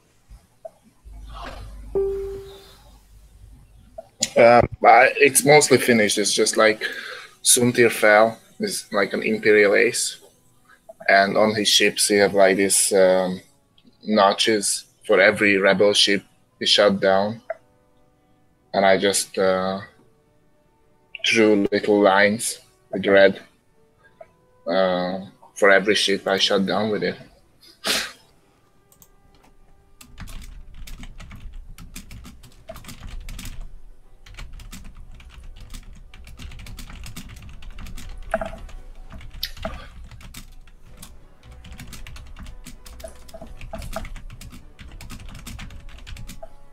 Right. So, are we all here? Okay, I'm just going to do a quick last refresh of the poll to see what we've got. And then we'll crack on.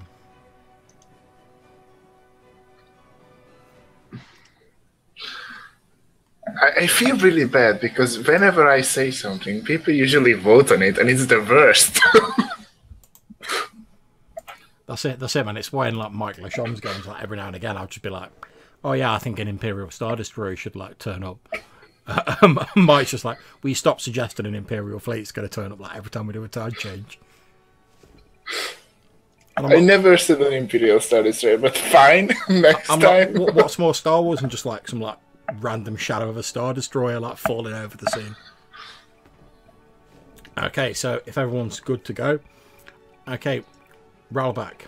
As this automated door hisses open next to you, you hear the sound of talking coming from the room, and you glance to your left, and you see in the centre of what appears to be some sort of observation chamber, there's a hollow transmitter in like an emplacement in the middle of the room, and in the flickering blue of a normal hollow transmission over it, you see what appears to be yourself strapped to the interrogation bed. There's a Trandoshan voice hissing just off the the side of the recording, and you hear yourself basically spilling your guts and relating everything you know about the Dark Star. You hear the Trandoshan off camera saying, "Transmit this back to base command." He'll walk forward with the vibro axe from the Trandoshan in his hand, just looking at the hollow projection. He'll say, "No, no, no! It can't be! Oh, the pain, the fighting! 7 years in that camp! I could not have broken so easily." Ah! And I'll scream and start hacking at it with the vibro axe. Okay, you swing this vibroaxe again, decimating this hollow emitter. Sparks fly out of it. The blue vision of yourself flickers and then fades, although the audio continues for a few moments until you sink your axe into it again. There's a fizzle and a popping sound and the audio dies away. The lights of the ship are still red and you can still hear the emergency sirens blaring. However, Tycho, can I ask you to please make me a perception roll, since obviously you're in the commander deck of the Oculus Tenebris. Not my strong suit. Oh, and we have no destiny. However, you do gain a booster dice because you've obviously got the scanners, etc., helping you. Yeah. Difficulty Sorry, what two. was the difficulty? 2. Oh. Well. Okay. As you're sort of corkscrewing your way towards this gunship, you're getting in quite close now. You can see that the Hammerhead Corvette has taken quite a lot of damage, but it's dealt as good as it gets. It's not clear amongst the fighters, the Trandoshan fighters and the Allied fighters due, who's winning. Every now and again you see an explosion as one of the fighters blows up. As you're drawing in closer though, you see what appears to be like one of the many viewports on the side of the Trandoshan vessel, and you're just about to carry on swooping past, perhaps trying to get into a position for Relatha to open fire, when like a tiny sort of explosion behind the viewport catches your eye, and as you turn round, you're not sure, but you can swear you can see like Ralbak sort of like snarling silently, but you can see him like swinging this axe up and down like on the other side of the viewport, and every time he swings it down there's like sparks flying up around him.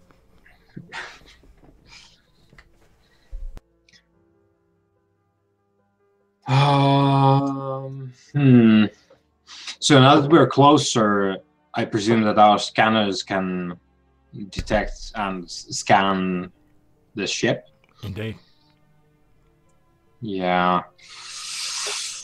Oh, from what I can tell, if we get sort of like the same kind of deal that like Ralbak got from inside, if the view is the same to us, so the launch bays are below the launch bays ship. are actually at the front of the vessel. Oh, right. Okay.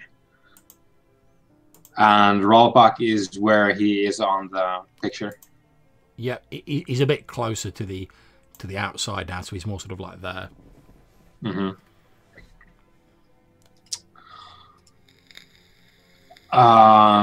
Yeah, I'm gonna go on internal comms. Relatha, I think he's on the wing.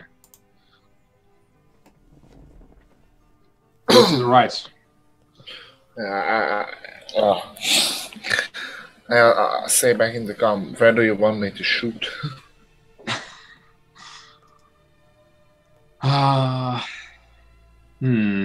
As you're thinking about that, I'm going to jump briefly back to Ralbak.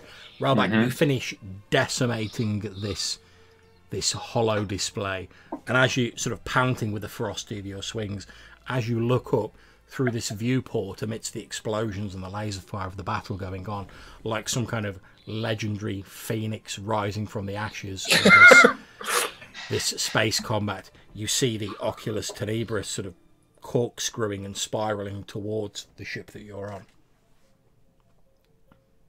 I knew it! They've come for me, Relatha, you beautiful Wookiee! And I'll turn and like frantically searching for the door. I have to get to the landing bay. Okay, now since you've seen the schematics of the ship, you know that the shuttle launch bay is effectively at the very front on the nose of the vessel. It's quite a long way to go through this very large ship to get there. All right, I'm going to, I think, abandon my plan of going through the ventilation shaft because that'll just take too long. I'll go back out into the hallway and start to make my way there cautiously. I don't want to like run full speed, but I will be charging to corners and then peeking around them. Okay, that's absolutely fine. Can you please make me a stealth roll? The difficulty is 3, and you have 1 black dice because of the amount of Trandoshans that are on board this vessel. Okay.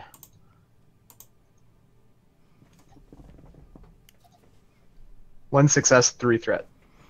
Okay, you poke your head out of the door of the room you're in, and as you do, you can see sort of down the corridor at the far end, the door has opened, and there's pretty much like sort of 50 or so Trandoshans between you and the front of the ship, at least, that you can see at the minute.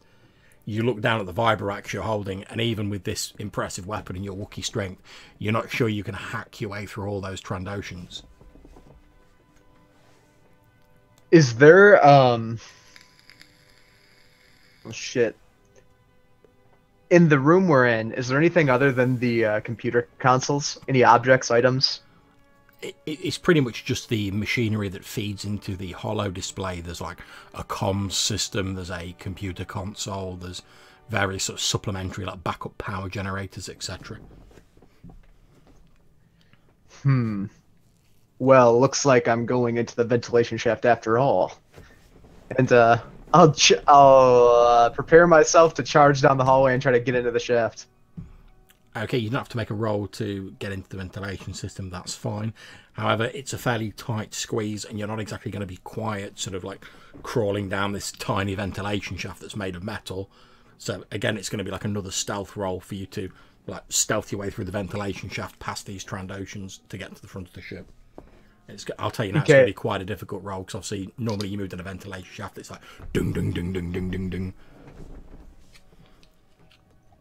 I'll do it. What's the difficulty? It's the same difficulty as your previous roll. 3, although one of them is red, and a black dice.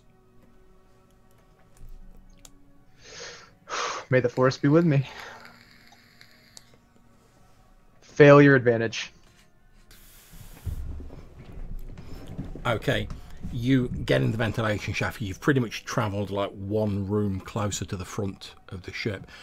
As you look down, you can see in all of these grills, and you can see numerous Trandoshans, about 10 of them in the room below. It looks like a sort of bunk room. As you're trying to creep your way down, as you put some of your weight accidentally on the grill drops out. It bounces off one of these Trandoshans' head. He looks up, literally sees your face staring down at him through the ventilation shaft, snarls and points his finger up at you. You see all the Trandoshans like scrambling to bring up like blasters and aim them at the ventilation shaft that you're in. How firm does the ventilation shaft feel like it is? It feels quite firm, although it's not beyond the bounds of your prowess to dislodge it, if that's what you're thinking. Yeah, I'm thinking if they're all aiming up at the shaft, I don't think I'm gonna make it trying to run through it, but okay, I'll do it. I'm gonna take both of my hands and start pounding on it and try to drop it. Okay, in which case, make me an athletics roll. Difficulty 2. Okay.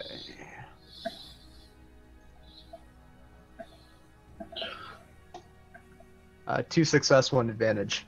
Okay, so what's your aim for like collapsing this ventilation? What are you trying to do? Maximum confusion and panic. I just want it to like come down in the room as a big crash, and then hopefully I can try to use it to get out of the way before I'm lit up like a pincushion. Okay, there's a loud as like the ventilation shaft, as you're like throwing yourself to one side, tears itself off the wall and falls down. It pretty much takes out 5 of the the 10 Trandoshans as this huge like metal ventilation shaft just falls on them.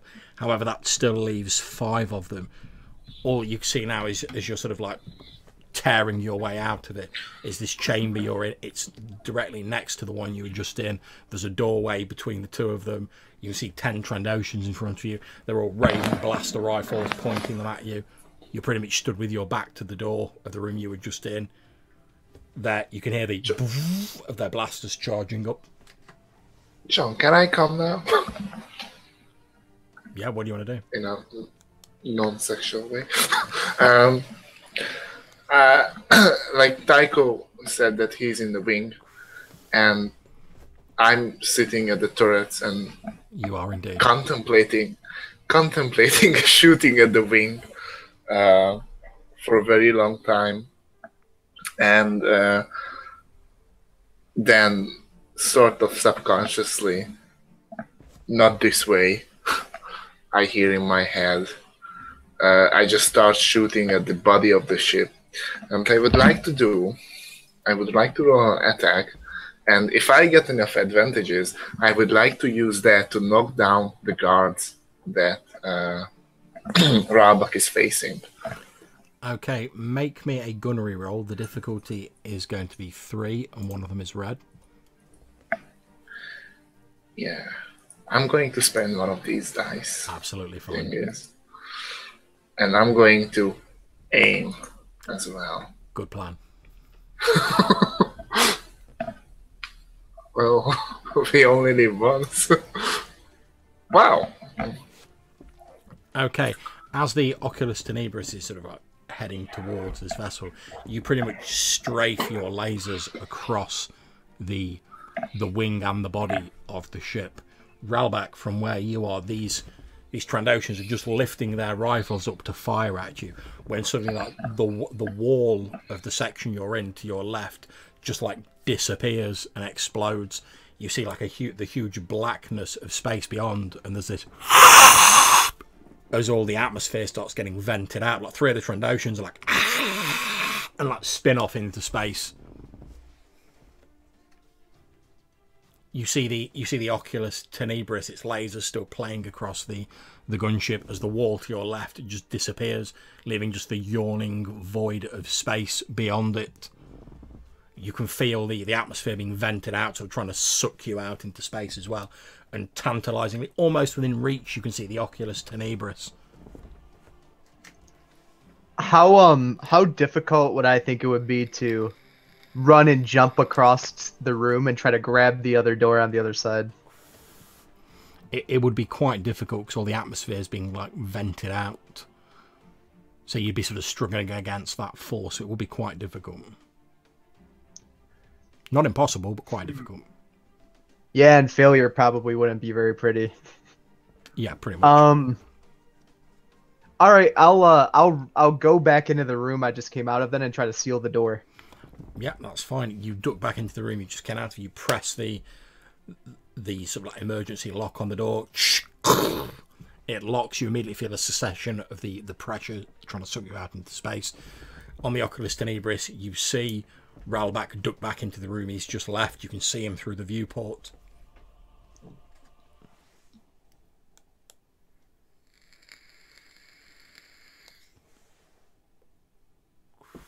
Me? Yep, but both you and Tycho can see him through his viewport. And so there is like this giant gash on the spaceship that Indeed. I just opened. You can see like these 5 Trandoshan now, like frozen corpses, like spinning off into space.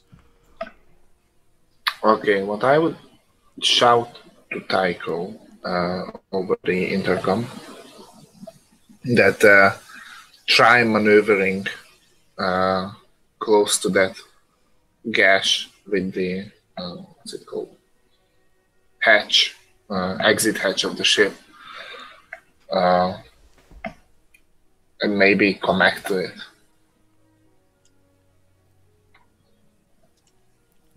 Okay, now, I will tell you, Tycho, because you would know this, that it's going to be possible for you to like open the back hatch and get yourself close, it's not going to be possible for you to properly dock because you're effectively moving close to a section that's just been like ripped and flung into space. There's no like docking mechanism present on it.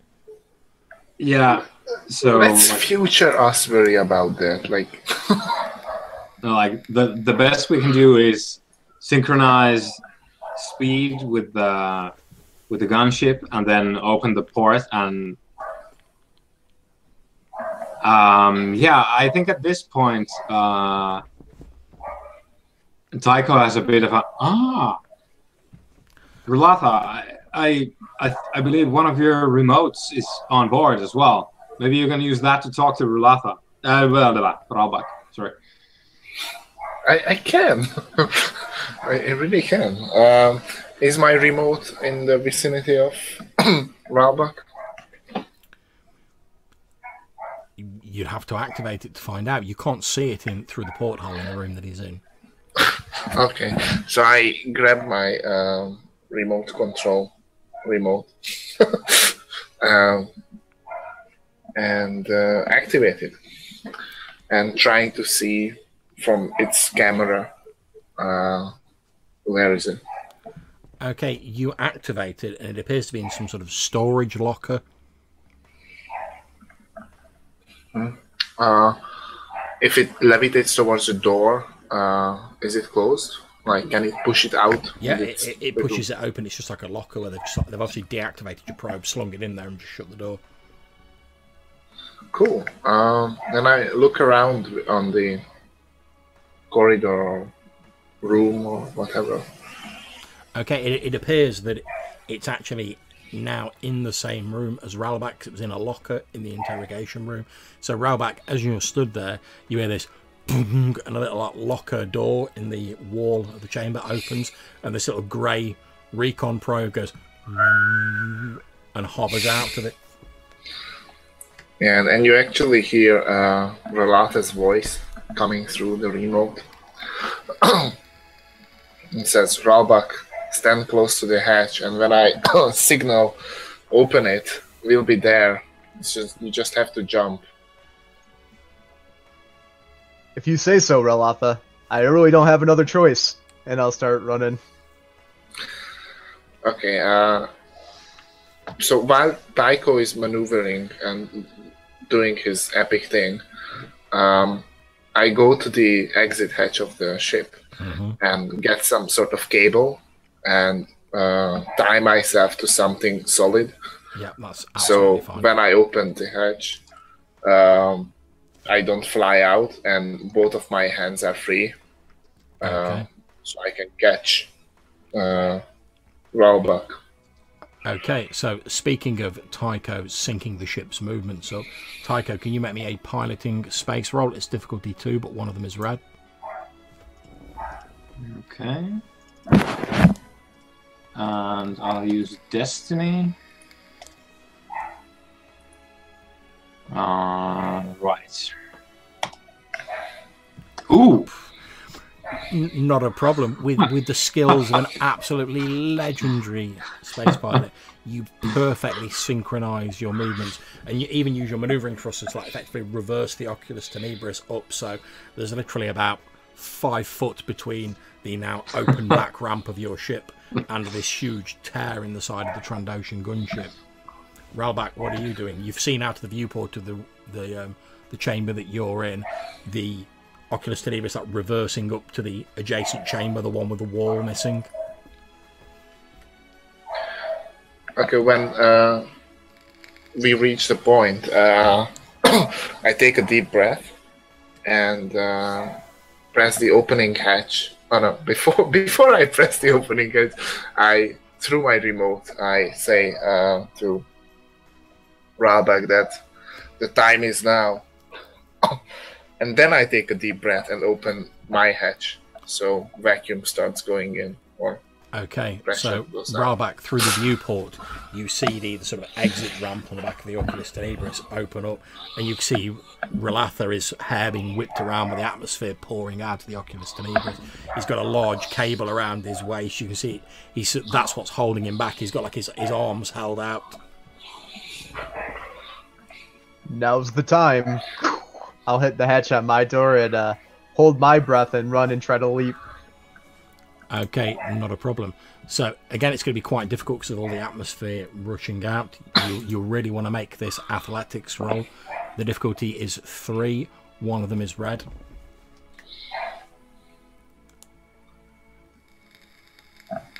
Okay. I will use a destiny point. Good call. This isn't even. This is straight up. Fail. Okay, Can I make a thing to catch him? no problem. We'll get to that in just a moment. So as you're stood there, like Relatha, your sort of arms out ready to catch Raubach, you see him run into this room. However, as he does so, the atmosphere that's being expelled catches him, sort of takes him off his feet, and he spins out at an angle. He's obviously going to like entirely miss the Oculus Tenebris. Now, you can attempt to grab him. However, in order to do so, you're going to have to effectively jump out of the exit ramp and rely on this long cable to like hold you tethered to your vessel. I'm fine with that. Okay. What is the difficulty? Make me an I athletics roll. don't really have brawn. Make me an athletics roll. The difficulty is 3. Okay. Is there no red, or is there red? I No, don't it's know. just 3 purple. 3 purple. Okay, let's do it.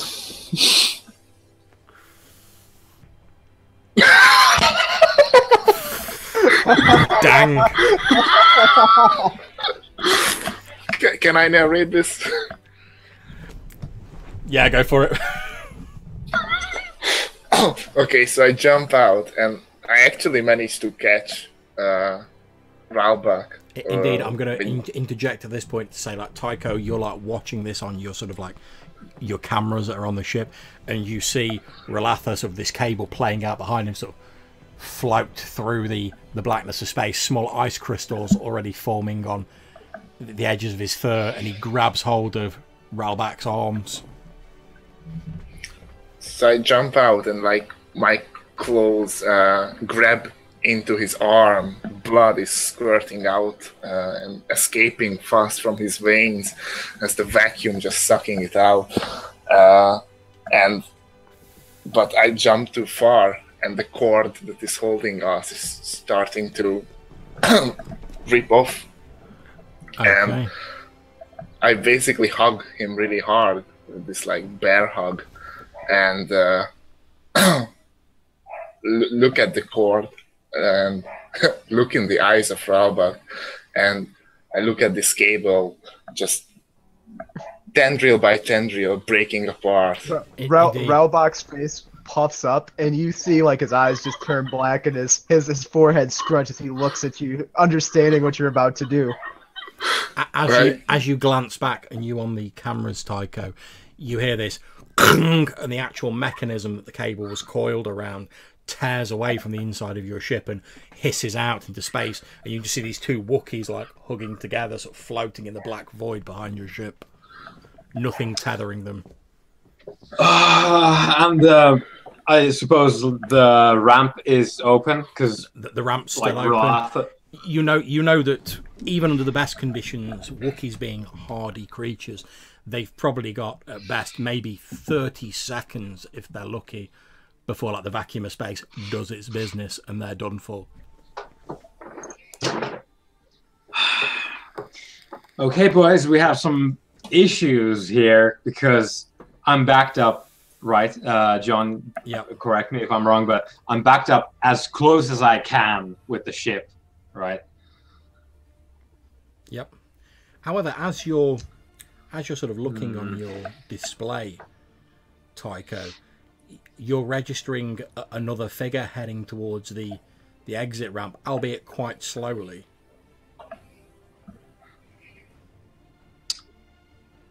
Well,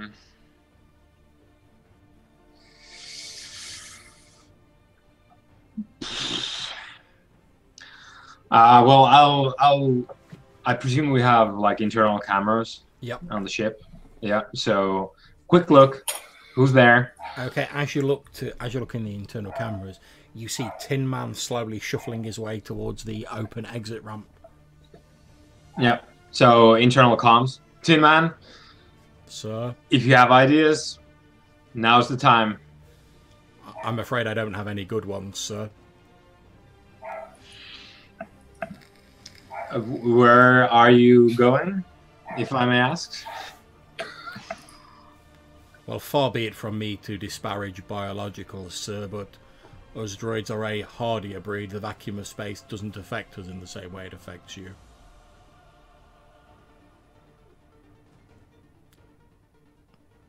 Of course. So you're grabbing...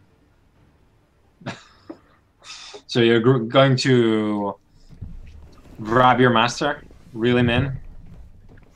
Unfortunately, I don't have any cable to reel me in, sir. The other Wookiee has seen to that. If you have any amazing suggestions, sir, I'd really like to hear them about now. Right. Can I see if the door that Ralbach jumped out of, is it open still? It is. Right, so, Tin Man, So, position yourself at the ramp.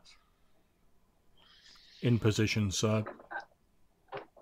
And try to face and jump towards the Wookiees, your master included. I presume they're still hugging out there, right? It would appear so, sir. Yeah. If it weren't for the crushing imminent death, it would be a touching scene. Yeah. So, John, what I'm going to do is fire the engines forward just a bit and then fire back. Basically, it's just like back into the gunship so that I will send Tin Man flying. And I'm just it's gonna be a Hail Mary with the hope that Tin Man actually hits the Wookiees to push them somewhere sensible. So at this point, I'm going to ask Ralbach if you can please make me a roll for Tin Man. Unfortunately, he has an agility of 1 since he is a protocol droid. Okay, so this is coordination. Indeed it is. And what difficulty? The difficulty is the same as for Relata, which is 3 purple. Feel free to spend destiny points if you wish. Yeah, why not?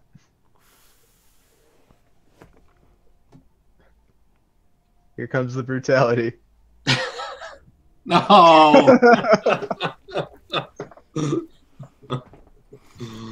Okay, so what I'm going to say happens is this. You gun the engines of the ship, Tycho, jettisoning Tin Man out into space.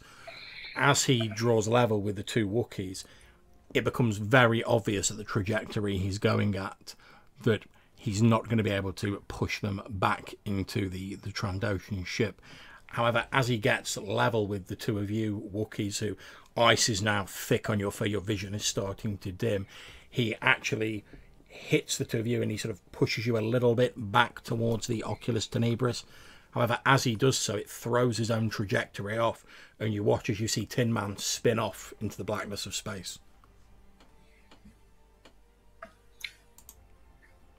Effectively sacrificing himself to give one of you another chance at grabbing hold of the Oculus Tenebris as you go past it. But this is literally your last chance, guys. So it's up to you guys which one of you wants to make the roll. It's going to be athletics again, same difficulty. Although you will get a boost dice because Tin Man's pushed you in the right direction. Tin Man! Up to you, man. It's up to you. It's do or die time, boys. The thing is, Rolata would be perfectly happy if they both died right now. Well, I'm actually going to give you a choice, Relata. Now, if you wish, you could effectively push Ralbach further towards the ship, but it would throw you definitely out into space. it would give him an extra chance, but that'd be it for you, effectively. You don't have to do that, but it's there as an option. What I would like to do is actually just attack Ralbach with a brawl attack and try to strangle him. Oh, dude, I'm so down. As we're like embraced, and I reach out with my hand, and I see your hand come up aggressively, and I just turn my head like a confused dog at you. Flare my eyes like, so now it comes out. You're not entirely sure, Tiger, but looking on your scanners, it looks as though the two Wookiees like seem oblivious to the fact they're both about to die. They appear to be having like a slow motion space brawl. Like they're literally both there with like their hands around each other's necks, like, I know we're both dying, but I'm John, I'm gonna just not like ramming, but I'm gonna like basically reverse so that my thrusters are just firing constantly as I'm just like trying to push the Oculus Tenebris into the breach. So are you trying to like, actually scoop them up? So what are you trying to do? I'm just trying to like brute force my way into the infrastructure, but I guess like it's not that kind of a ship. Okay, well, you can make a space piloting roll. It's going to be difficulty 3, one of which will be red. And as I say, these guys have got one more roll, and then that's it. Good night, Kashyyyk. Yeah. But yeah, it's literally just like the shot is Tycho looking at his cameras and in the cockpit and seeing that they're just doing this at each other while freezing, just like slowing. Each claw swipe is a little bit slower than the last, and Tycho's just like it's a soundless shot, and Tycho's just like silently screaming at his monitors, just going, "What are you doing?" And then just fires the engines, and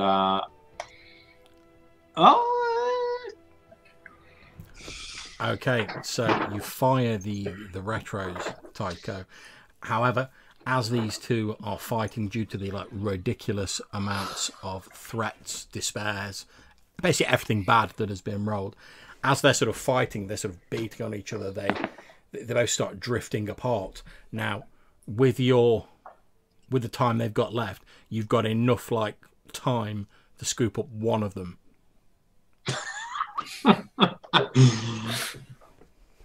Oh man. Well, I guess like do they have an option to influence each other, or like are we going to roll that fist fight in space? Or okay, so Ralbach and Ralatha are just sort of like drifting apart, having been like smashing each other in the face in slow motion. As your eyesight's dimming, you can see the Oculus Tenebris coming towards you. You think it's only got enough time to like scoop up one of you. What's going through your heads at this moment, Ralatha? I want to take him out. Like, all he has done against me. I'm at this point, I would do anything just to hinder him. Okay, so, and Ralbach, what's going through your mind as you see the situation I've just described? Bloodshot, unbridled rage that this man who owes me his life has attempted to betray me in the last moment. So okay, so you can almost see Tycho through your like cameras on the ship. You can see that Ralatha's almost trying to like swim back through space, trying to like get his hands on Ralbach. There's obviously like blood on his mind. Ralbach, what are you doing in response to this? I just have my hands are just up wildly, and I'm just like staring at him with rage. That's it. Like, I'm not moving. I'm just floating and staring. Okay, so that's what you can see, Tycho. What are you doing? You've only got a few moments to decide. The burden of captaincy, man. Yeah. I mean,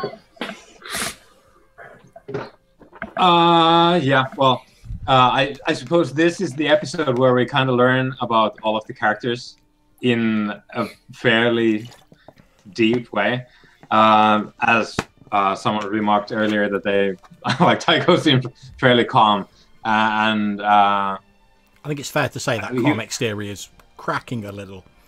yeah, it's cracking a bit now. But as he finally accepts the math in his head that this is not going to work anymore, the mask comes back again, and he like fires the thrusters once more. I suppose like cracking some of the bulkheads because he's literally trying to go inside a ship with a ship. Yeah, it's fair to say the Oculus Tenebris is like taking damage at this point.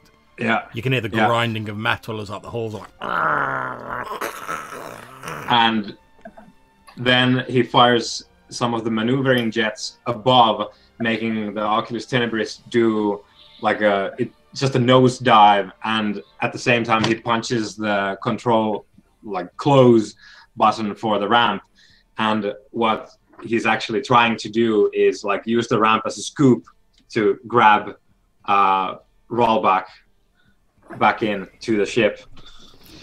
Okay, so as you're trying to swim towards Ralbak, you see the Oculus Tenebris filling your dimming vision, almost like an open mouth. The ramp moves over Ralbak and like closes, like sealing him inside.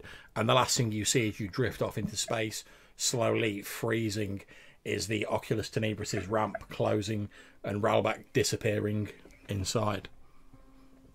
Can I do one more thing? You can have a last action or last words. Make it a good one. I activate the emergency protocols on the security droid.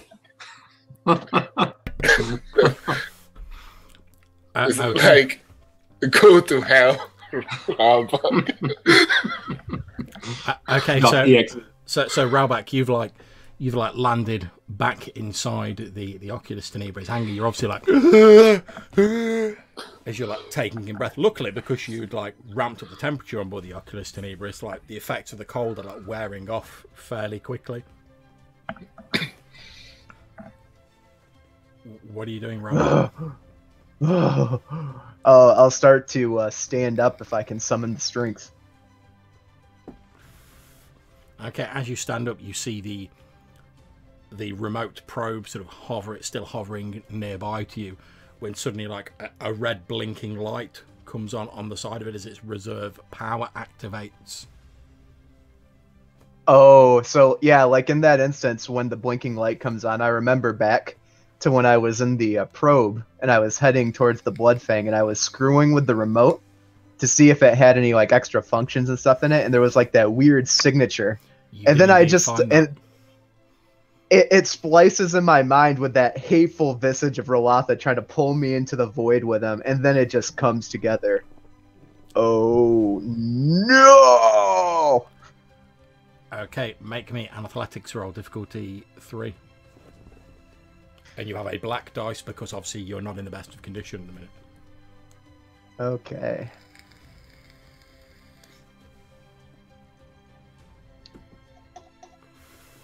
There's a destiny point, but I feel like I would be doing Rolotha a disservice by using it, so I'm just gonna go straight off of what I got. Okay. Threat. Okay, you take 10 wounds of damage as you, ignoring armor, defense, etc., as you like hurl yourself. You go, oh no, and you hurl yourself through the door into the next chamber. Before the door can close, there's a as this remote detonates and the explosive force throws you into the chamber beyond. You thud into the wall, the door finally hissing closed. The mechanism obviously severely damaged by the explosion, your fur's singed, patches of it missing as you slide down the opposite wall. That knocks me down. That puts me under. Okay, so Tycho, as you're watching on your internal cameras, you see this probe droid and Ralbak going, no. Then he throws himself through the door. There's a loud explosion that rocks the ship. And you see him hit the opposite wall and slide down it, obviously unconscious. So still wisps of smoke like issuing up from his fur.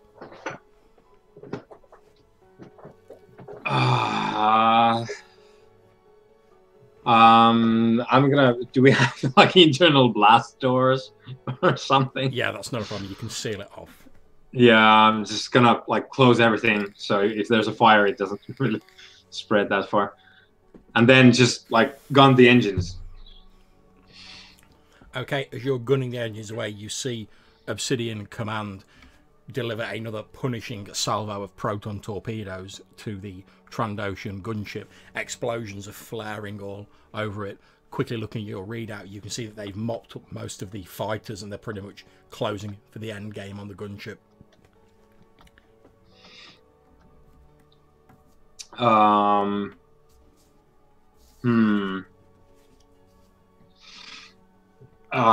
Can I see like an internal damage report?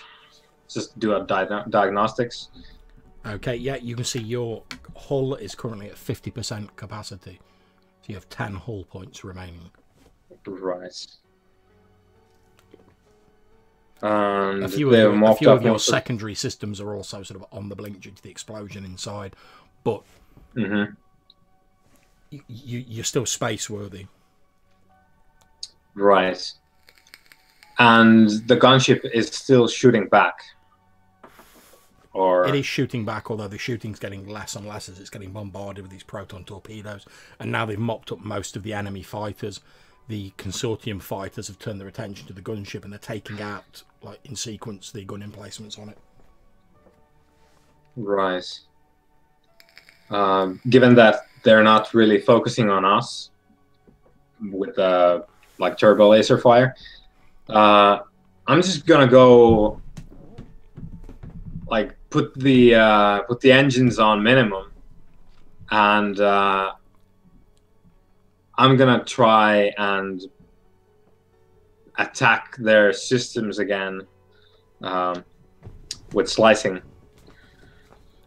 Okay, that's fine. I'm not going to make you make a roll for that since they're pretty much finished off anyway. You managed to hack into their systems and you shut down some of their weaponry, making it a lot easier to sort of finish it off. A few moments later, there is a rippling series of explosions, and you watch as the lights start winking out on the Trandoshan gunship, effectively leaving it dead in space. You hear a voice over the ship-to-ship comms saying, "This is Obsidian Command. We've got them finished off. Pour it on."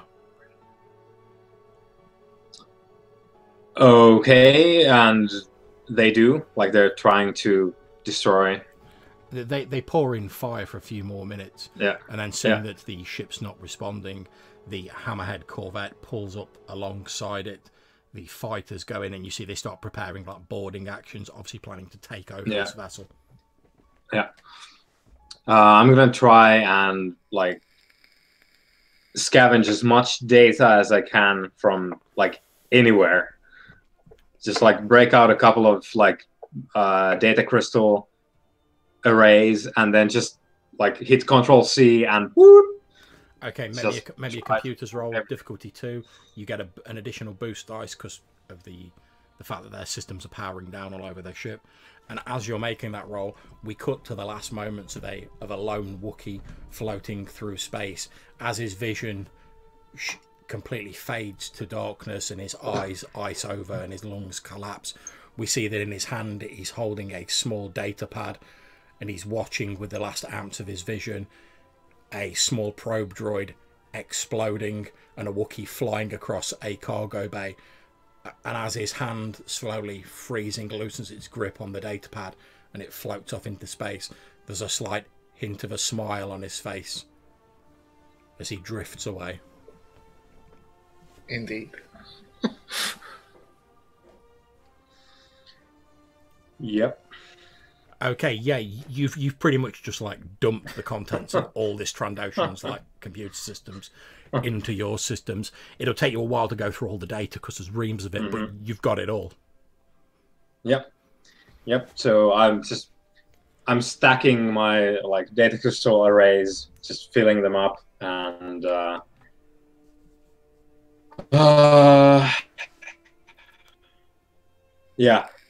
eventually, when I get around to it, I'm gonna contact Obsidian Command.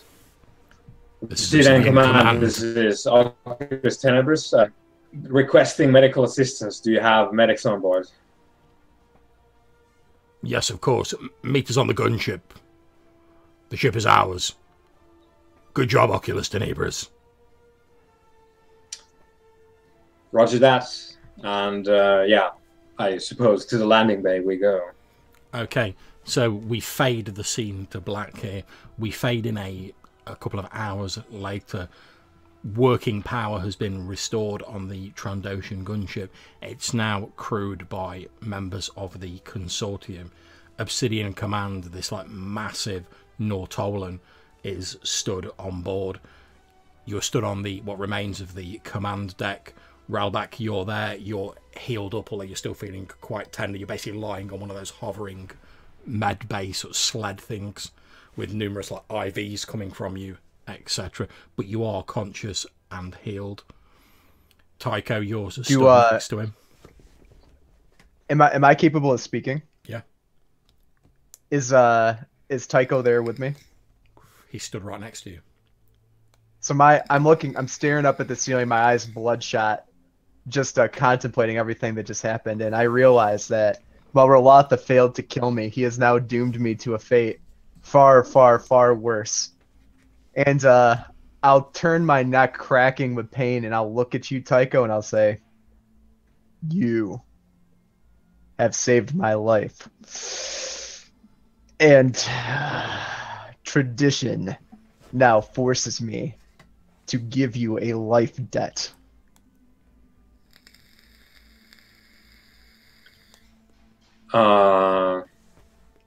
Do we cut there? I mean, or and indeed, as you sort of say, you force me to give you a life debt, and Tycho goes, that's when we fade to black, and the end credits begin to roll on this session of Heart of Darkness. So thank you very much for playing, guys. I hope you all enjoyed the session. yeah, that was great. That was fucking awesome. Yeah. Really fun, man. So obviously I'll do XP and everything in a minute, and I'm happy to chat for a while, but I'm going to end the broadcast there.